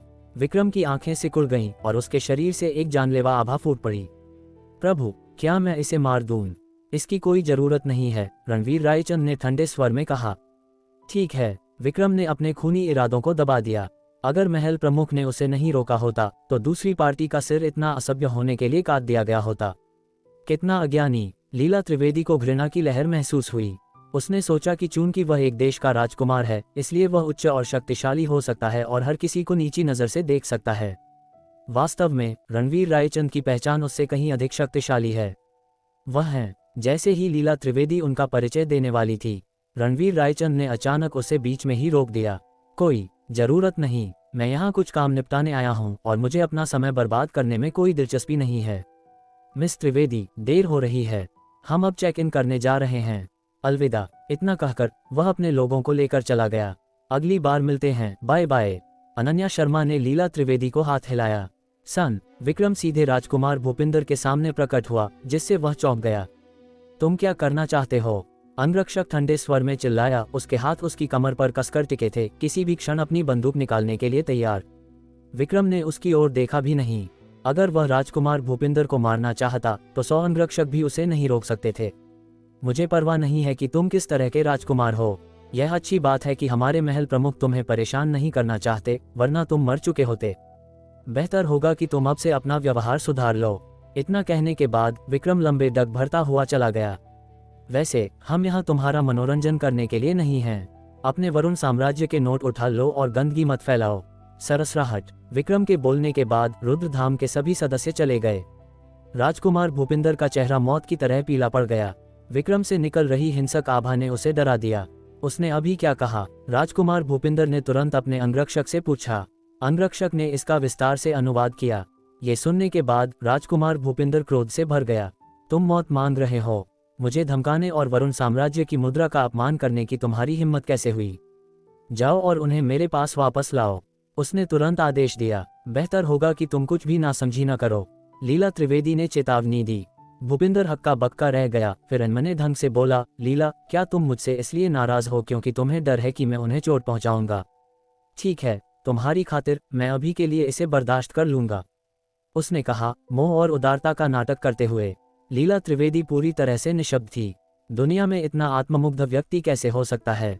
वह बस भूपिंदर को चेतावनी दे रही थी कि वह कुछ भी नासमझी न करे, वरना रणवीर रायचंद उसे मार सकते हैं। वह रुद्रधाम का स्वामी है, एक ऐसा अस्तित्व जो अनगिनत साम्राज्यों के दिलों में डर पैदा करता है। वरुण साम्राज्य जैसे छोटे देश की तो बात ही छोड़िए। भूपिंदर ने इसका कुछ और ही अर्थ निकाला। अध्याय 498, नाइट लाइफ की शुरुआत। लीला त्रिवेदी ने ज्यादा कुछ नहीं समझाया। रणवीर रायचंद के आखिरी वाक्य का स्पष्ट अर्थ था कि वह अपनी पहचान उजागर नहीं करना चाहते थे। लड़की, मैं वादा करता हूं कि मैं उन लोगों को चोट नहीं पहुंचाऊंगा, लेकिन क्या तुम मुझे बता सकती हो कि वे बेवकूफ लोग कौन हैं? राजकुमार भूपिंदर बड़बड़ाते रहे। लीला त्रिवेदी ने गहरी सांस ली और गंभीरता से कहा, राजकुमार भूपिंदर, कृपया बकवास करना बंद करें, वरना जो कुछ भी होगा उसके लिए मैं जिम्मेदार नहीं होऊंगी। इतना कहने के बाद उसने जबरदस्ती मुस्कुराते हुए कहा, इसके अलावा केवल मेरे पिताजी मुझे लीला बुलाते हैं। आप अब से मुझे बस लीला त्रिवेदी कह सकते हैं। अगर वरुण साम्राज्य के साथ उसके पिता के संबंध नहीं होते तो वह राजकुमार भूपिंदर को इतनी विनम्रता से याद नहीं दिलाती। ठीक है, मैं अब तुम्हें लीला नहीं बुलाऊंगा, मैं तुम्हें मिस त्रिवेदी बुलाऊंगा, ठीक है? मैं वादा करता हूं कि मैं सीमा से बाहर कुछ नहीं कहूंगा। कृपया हमारे भविष्य को एक और मौका दो। राजकुमार भूपिंदर तुरंत पीछे हट गया। उसे कोई अंदाजा नहीं था कि लीला त्रिवेदी ने किसी भी चीज के बारे में जो कहा उससे मौत हो सकती है। उसने इसका गलत अर्थ निकाला कि उनके रिश्ते में दरार आ जाएगी। लीला त्रिवेदी पूरी तरह से निशब्द थी और कुछ और कहने के लिए बहुत आलसी थी। संक्षेप में, जब तक वह बकवास करना बंद कर देता है तब तक सब ठीक है। मुझे उम्मीद है कि रणवीर रायचंद मुझसे नाराज नहीं है, लीला त्रिवेदी ने मन ही मन सोचा। राजकुमार भूपिंदर को कमरे की चाबी मिल चुकी थी। क्या ये सबसे महंगा स्वीट है?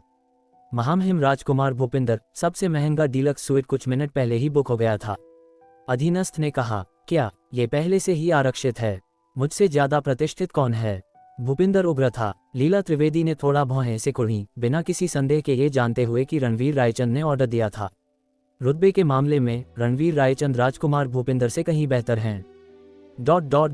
इस समय रणवीर रायचंद अनन्या शर्मा को लेकर गेस्ट रूम की ओर बढ़े, राजकुमार भूपिंदर को पूरी तरह से नजरअंदाज करते हुए। उन्होंने दुनिया के 4 शीर्ष साम्राज्यों के सम्राटों को भी मारने की हिम्मत की, तो एक छोटे से पश्चिमी साम्राज्य का राजकुमार क्या चीज है? प्रभु, वह राजकुमार भूपिंदर बहुत अहंकारी है। आप मुझे उसे सबक क्यों नहीं सिखाने देते? विक्रम अभी भी थोड़ा नाराज था। जिस किसी ने भी पहले रुद्रधाम के प्रति इतना अपमानजनक होने की हिम्मत की है, वह नर्क में गया है।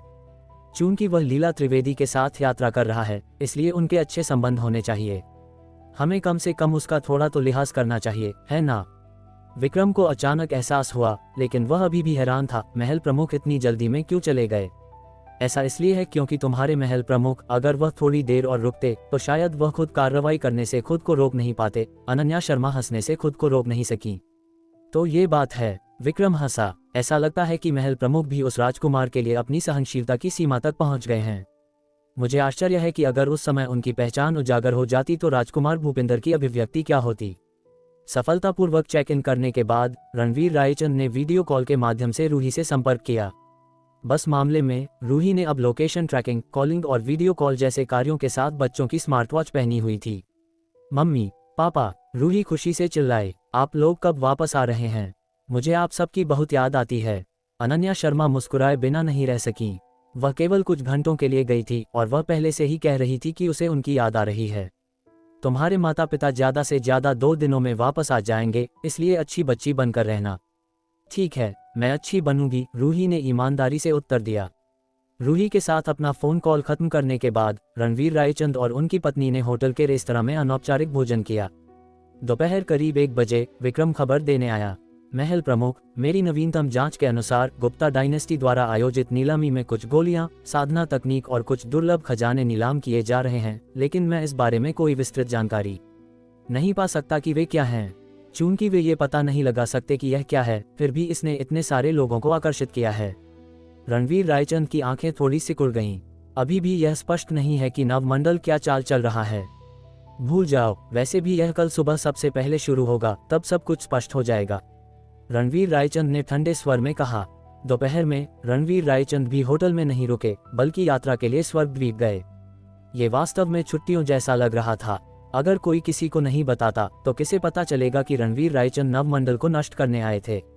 स्वर्गद्वीप समुद्र की गहराई में स्थित है, जो विशाल और शानदार समुद्र से घिरा हुआ है। समुद्र तट बर्फ जैसा सफेद है। सफेद समुद्री पक्षी उड़ते हैं और नारियल के पेड़ समूहों में खड़े होते हैं, जो एक सुंदर दृश्य बनाते हैं। अनन्या शर्मा ने बहुत मजा किया और रणवीर रायचंद के साथ कई तस्वीरें लीं। शाम तक रणवीर रायचंद को फोन नहीं आया।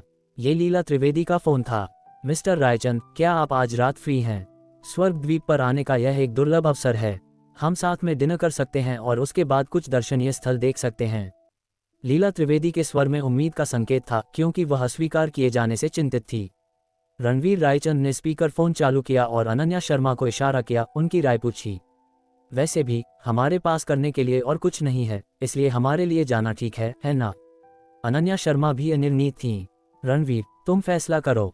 मुझे चुनाव करने में मुश्किल होती है, तो चलो चलते हैं। रणवीर रायचंद ने सिर हिलाया, फिर लीला त्रिवेदी से कहा, आज रात मिलते हैं। ठीक है, आज रात मिलते हैं, लीला त्रिवेदी ने खुशी से कहा। वह वास्तव में डर रही थी कि रणवीर रायचंद दोपहर में भी उससे नाराज हो जाएंगे। ...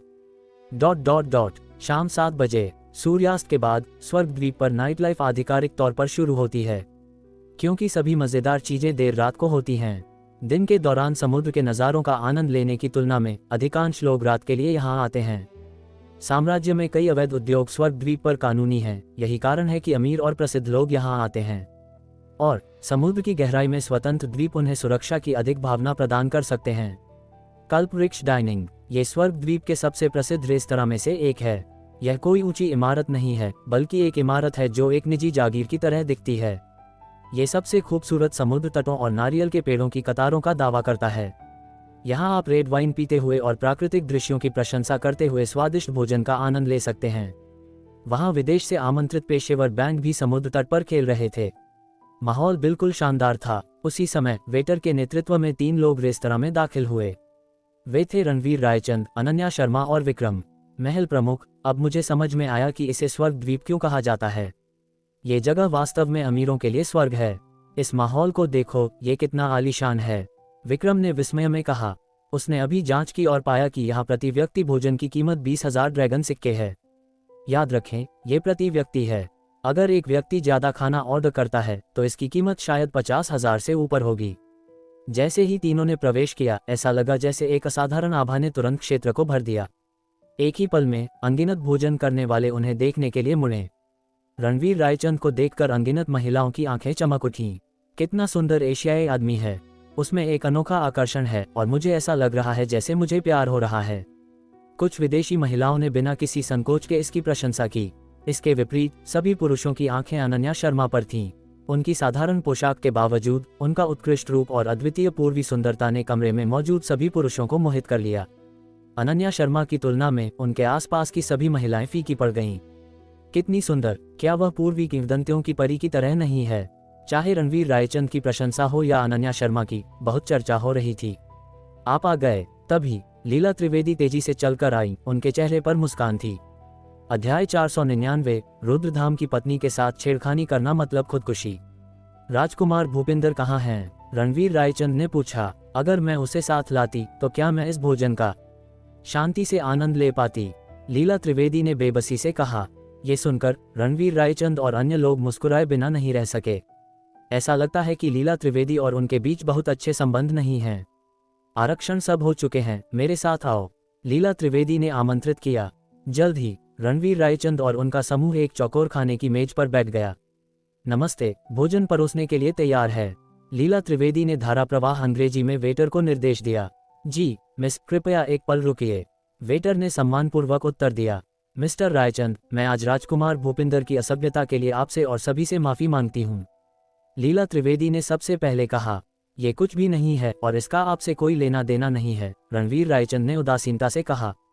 जी मिस त्रिवेदी, यह कोई गंभीर बात नहीं है, माफी मांगने की कोई जरूरत नहीं है, अनन्या शर्मा ने जल्दी से कहा। लेकिन मैं उत्सुक हूँ, उसके साथ आपका वास्तव में क्या रिश्ता है? आपके व्यक्तित्व को देखते हुए आपको ऐसे व्यक्ति के साथ सक्रिय रूप से नहीं जुड़ना चाहिए, रणवीर रायचंद ने शांति से पूछा। लीला त्रिवेदी असहाय लग रही थी। मेरे पास कोई विकल्प नहीं था। वरुण साम्राज्य में बैंकिंग उद्योग बहुत विकसित है। जब मेरे दादाजी ने त्रिवेणी बैंक की स्थापना की तो उनका वरुण साम्राज्य के साथ कुछ व्यापारिक सहयोग था और अंततः शाही परिवार के साथ उनके संबंध बन गए। लेकिन सब कुछ हितों पर आधारित है। मेरे पिता की पीढ़ी तक रिश्ता पहले से ही बहुत सामान्य था और मेरी पीढ़ी तक हमारा शायद ही कोई संपर्क हो। राजकुमार भूपिंदर हमेशा से मुझे पसंद करते रहे हैं, इसलिए उन्होंने मुझे स्वर्ग द्वीप पर आने के लिए आमंत्रित किया। उन्होंने ये भी कहा कि यहाँ एक महत्वपूर्ण नीलामी आयोजित होने वाली है। हमारे परिवारों के बीच संबंधों को ध्यान में रखते हुए मैं उनके साथ आने और एक नज़र डालने के लिए सहमत हो गई। ये बस इतना होता है कि हमारा त्रिवेणी बैंक भी स्वर्ग द्वीप पर एक शाखा खोलने में रुचि रखता है।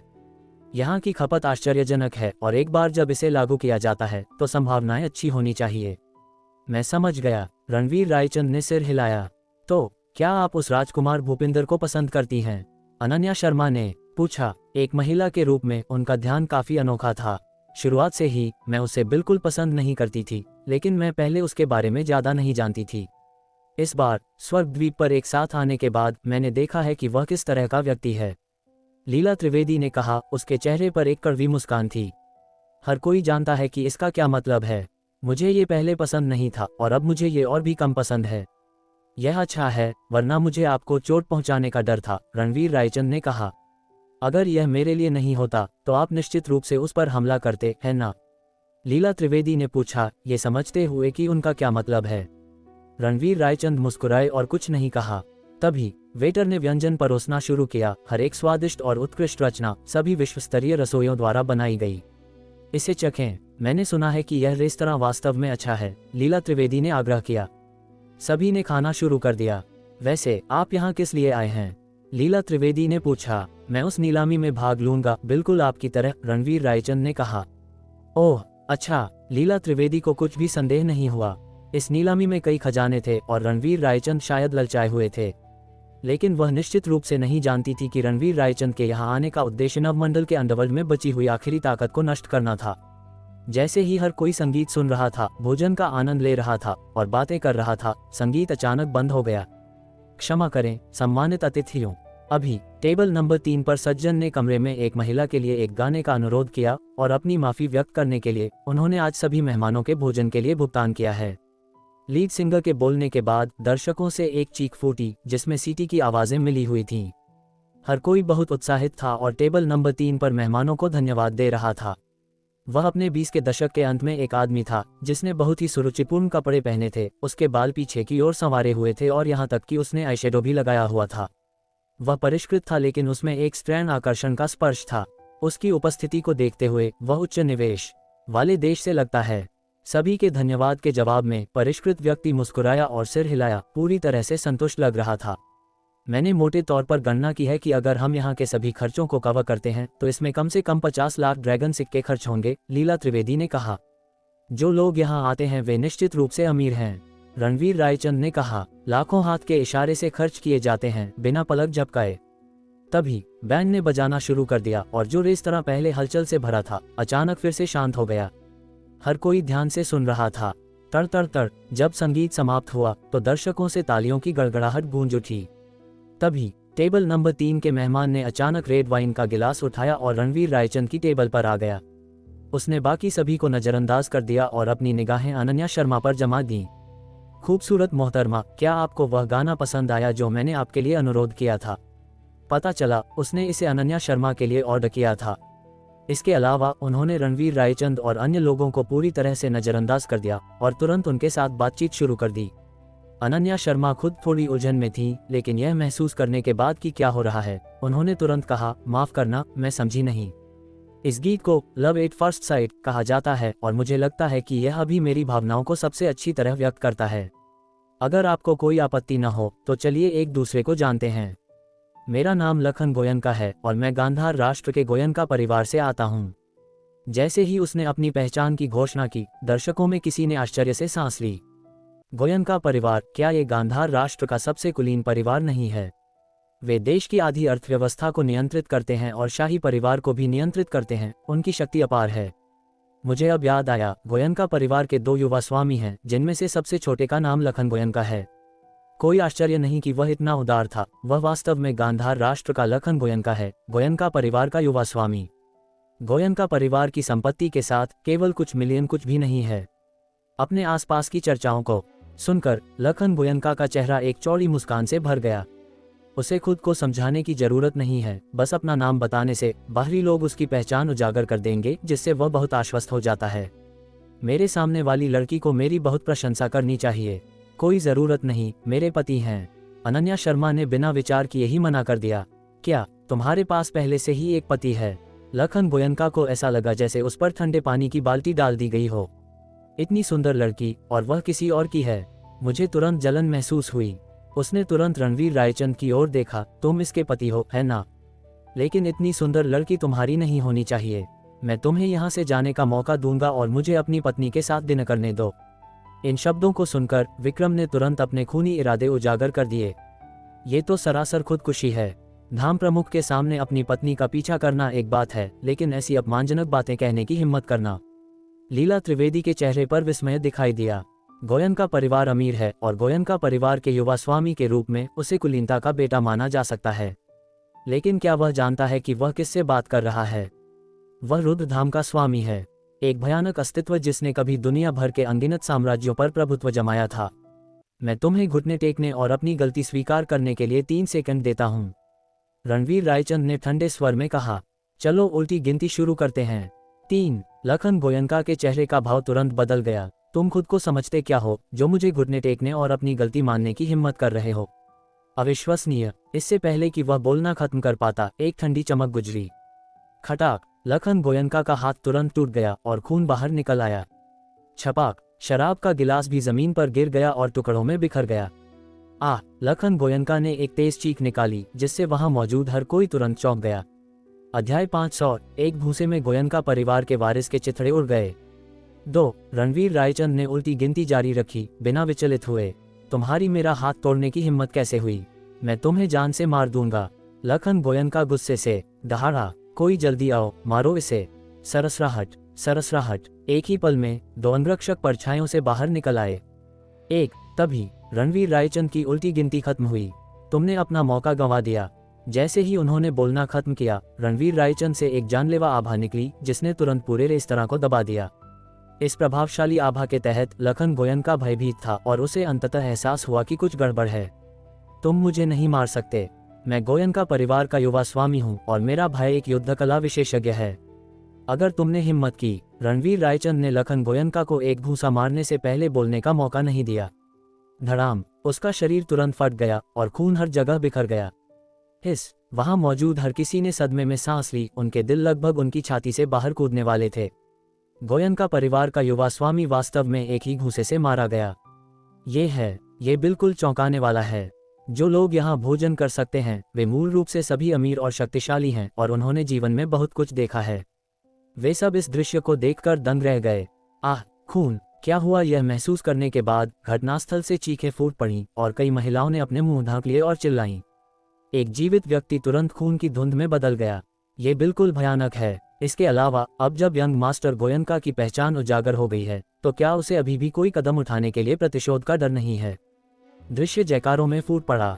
लीला त्रिवेदी ने थूक निगला, इस दृश्य को पूरी तरह से सदमे में देखते हुए। सिर्फ 3 सेकंड में गोयनका परिवार का वारिस मारा गया। रणवीर रायचंद को उसकी पहचान की बिल्कुल भी परवाह नहीं थी। उसे अचानक एहसास हुआ कि अगर दिन में उसकी उपस्थिति नहीं होती, तो क्या राजकुमार भूपिंदर का भी यही हाल होता? सरसराहट, सरसराहट। तभी 2 अंगरक्षक रणवीर रायचंद के सामने पहुंचे और अपने युवा स्वामी को मारे जाते देखा। वे एक पल के लिए अपनी जगह पर जम गए। उसका चेहरा मौत की तरह पीला था, जैसे उसकी आत्मा खींच ली गई हो। युवा स्वामी, वह इस व्यक्ति के घूंसे से टुकड़ों में बिखर गया।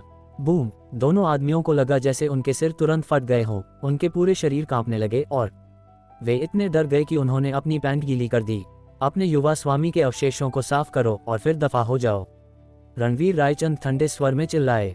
जी। दोनों ने पागलों की तरह सिर हिलाया, जल्दी से खून के धब्बे साफ किए और फिर भाग गए।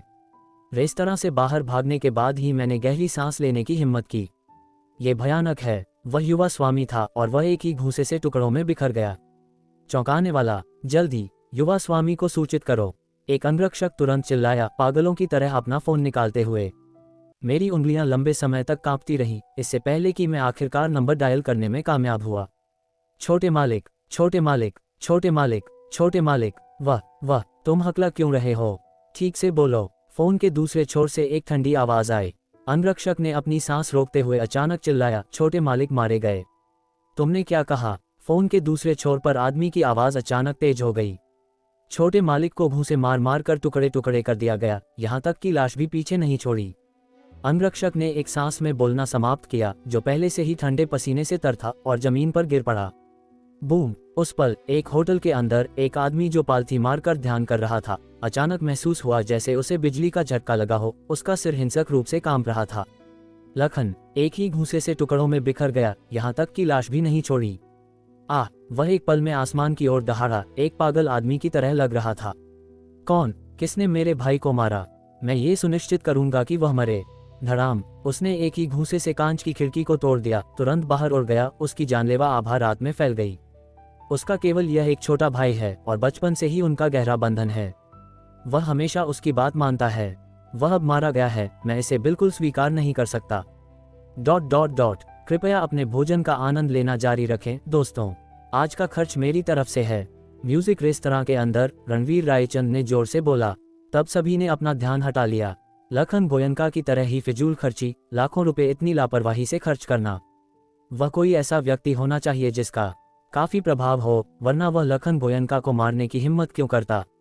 हालांकि गोयनका परिवार बहुत शक्तिशाली है। वे देश में नंबर 1 परिवार हैं जो खरबों की संपत्ति रखते हैं और यहां तक कि सरकार को भी नियंत्रित करते हैं, देश पर हावी हैं। पूरब का ये युवक एक अज्ञात पहचान रखता है। अगर उसके पास कोई शक्तिशाली पृष्ठभूमि नहीं है तो उसे निश्चित रूप से गोयनका परिवार द्वारा कुचल दिया जाएगा। इसके अलावा कुछ दिन पहले पत्रकारों ने लखन गोयनका के भाई लोकेश गोयनका को स्वर्ग द्वीप पर दिखाई देते हुए फोटो खींची थी। वह गांधार राष्ट्र की युवा पीढ़ी का सबसे मजबूत मार्शल आर्टिस्ट है और गांधार राष्ट्र के इतिहास का सबसे बड़ा प्रतिभाशाली व्यक्ति भी है। उन्होंने आकाशीय सूची में भी जगह बनाई। यह एक सूची है जो दुनिया भर में सभी युवा उत्कृष्ट व्यक्तियों के आंकड़े संकलित करती है। सूची में जगह बनाना यह साबित करता है कि यह कोई छोटी उपलब्धि नहीं है। अगर लोकेश गोयनका को पता चले कि उसका भाई मारा गया है तो पूरब का ये युवक बर्बाद हो जाएगा। मिस्टर रायचंद लखन गोयनका का एक बड़ा भाई है जो गांधार राष्ट्र में नंबर 1 विशेषज्ञ है और उसे दुनिया की शीर्ष मार्शल आर्ट सूची में स्थान दिया गया है। वह भी स्वर्ग द्वीप पर है। लीला त्रिवेदी ने कहा। तुम्हारी रैंकिंग क्या है? रणवीर रायचंद ने पूछा। 50 के भीतर, लीला त्रिवेदी ने खुलासा किया। रणवीर रायचंद के चेहरे पर मुस्कान आ गई। शौर्य मेहता, जिसे उसने पहले मारा था, आकाशीय सूची में 10वें स्थान पर था। उस समय उसने हाल ही में शक्ति ब्रह्म स्तर में प्रवेश किया था और वह आधे अधूरे शिखर पर भी नहीं था। वह अब वास्तविक शिखर पर पहुंच चुका है। मैं आपसे पूछता हूं, पूरी आकाशीय सूची में कितने लोग उसका मुकाबला कर सकते हैं? इसके अलावा लखन गोयनका केवल शीर्ष 50 में है। यह उसका भाई था जो अंधा था कि उसने मेरी पत्नी के साथ पंगा लेने की हिम्मत की। अगर लखन गोयनका की जान गोयनका परिवार को चेतावनी देने के लिए पर्याप्त नहीं है तो मुझे गांधार राष्ट्र में सेना भेजने और पूरे गोयनका परिवार को जमीन में मिलाने में कोई गुरेज नहीं है। रणवीर रायचंद ने ठंडे स्वर में कहा। लीला त्रिवेदी का दिल थोड़ा कांप गया। वर्तमान रणवीर रायचंद उस समय की तुलना में बहुत अधिक भयानक था जब वह उससे पहली बार मिली थी। हालांकि लखन गोयनका बहुत अंधा था। भले ही आपने देखा हो कि अनन्या शर्मा सुंदर थी, क्या आपने यह नहीं देखा कि उसके बगल में एक पुरुष छात्र बैठा था? उन्होंने ये भी पूछा कि क्या मेरा कोई बॉयफ्रेंड या पति है, और फिर प्यार का इतना हाई प्रोफाइल ऐलान करना शुरू कर दिया। ये बताए जाने के बाद कि उसका एक पति है, उसने वास्तव में रणवीर रायचंद को जाने के लिए कहा था कि वह अनन्या शर्मा के साथ डिनर कर सके। ये व्यवहार बिल्कुल आत्मघाती है। कोई भी मर्द इसे बर्दाश्त नहीं कर सकता। इसके अलावा वह रुद्रधाम का स्वामी है। तभी एक गठीला आदमी जिसकी पूरी बाहों पर टैटू थे 2 बोतल रेड वाइन लेकर आया। क्षमा करें आप सभी, मैं रेस्तरां का मालिक हूँ। आज रात के लिए सभी मेहमानों के खर्चों को कवर करने के इस सम्मानित सज्जन के निर्णय के सम्मान में मैं अपनी कृतज्ञता के प्रतीक के रूप में रेड वाइन की 2 बोतलें लाया हूँ। क्या कुछ और है? रणवीर रायचंद ने ठंडे स्वर में पूछा। बात यह है, मैं आपसे हमारे रेस्तरां के लिए एक स्मारिका के रूप में अपने नाम पर हस्ताक्षर करने के लिए कहना चाहूँगा। इस तरह जब भी आप यहाँ आएंगे तो आपको 20% की छूट मिल सकती है। मालिक के बोलना खत्म करने के बाद उसके पीछे एक वेटर ने एक कलम और एक सुरुचिपूर्ण दस्तावेज सौंपा। रणवीर रायचंद ने उसके बॉस की ओर देखा।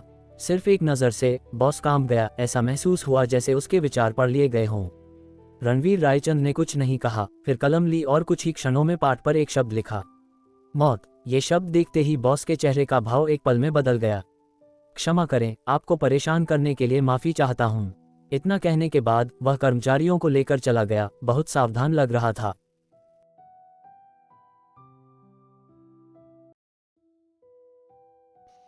इस एपिसोड में कहानी खुलकर बताती है कि असली ताकत दिखावे से नहीं, सीमाओं से पहचानी जाती है।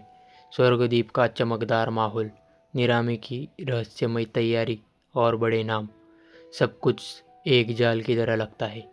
लेकिन जब अहंकार हद पार करता है तो परिणाम भी उतना ही क्रूर होता है। रणवीर का यह कदम सिर्फ गुस्से का नहीं, बल्कि एक साफ संदेश है। यहाँ नियम ताकत से नहीं, मर्यादा से चलते हैं। अब सवाल यह है कि यह घटना थी या आने वाले तूफान की शुरुआत। अगला अध्याय इस टकराव को और खतरनाक स्तर पर ले जाने वाला है।